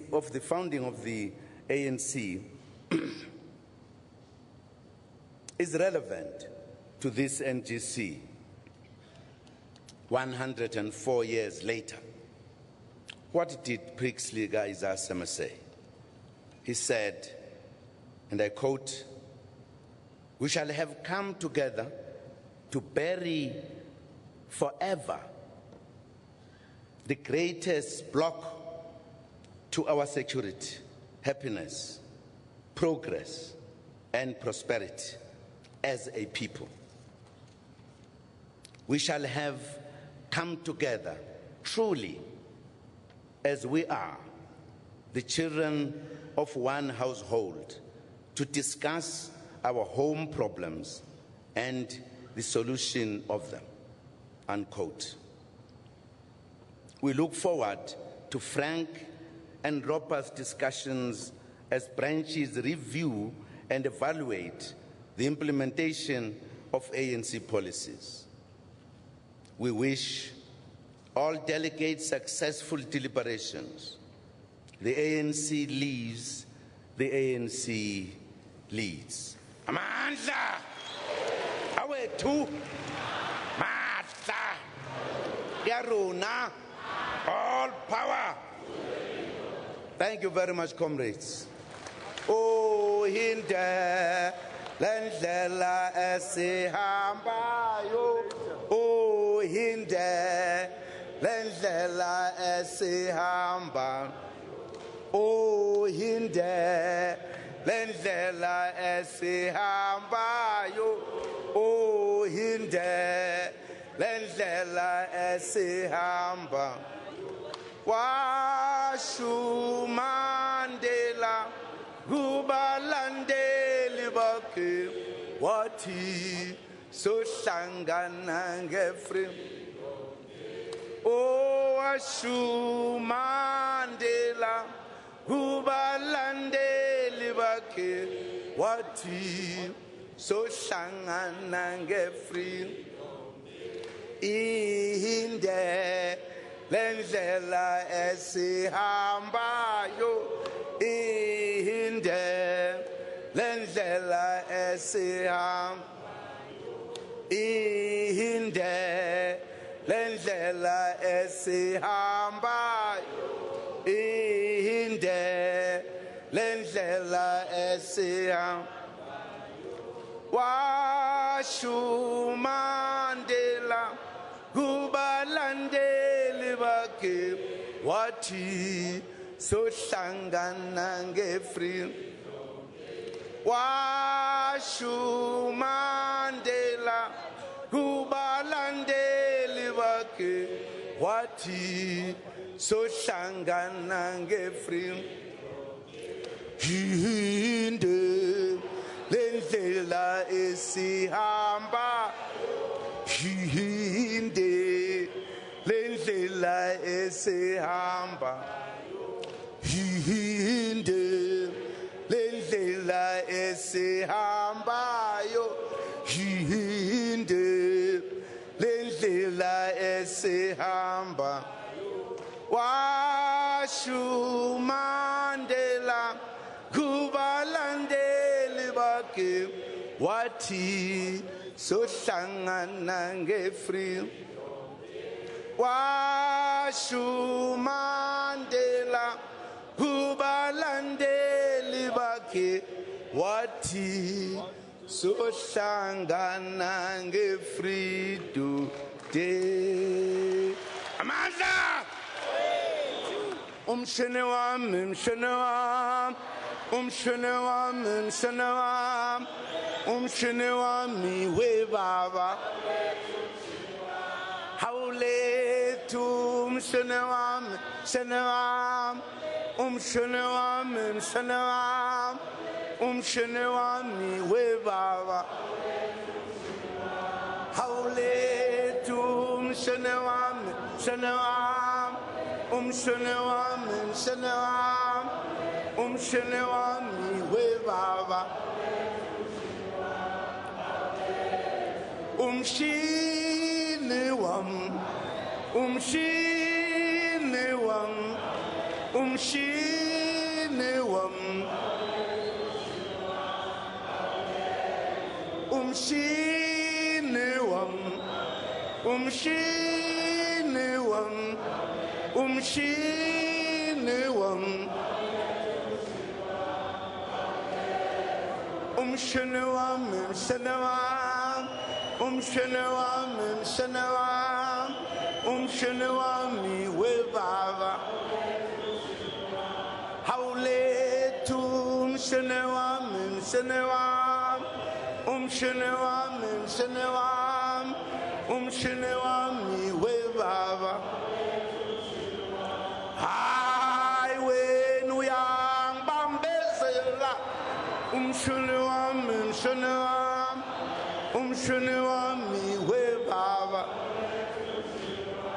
Hayi wena musungibambezela umshini wami, umshini wami, umshini wami we baba. Thank you very much, comrade. Thank you. Siyabonga Ntombi. Thank you very much, Comrade President.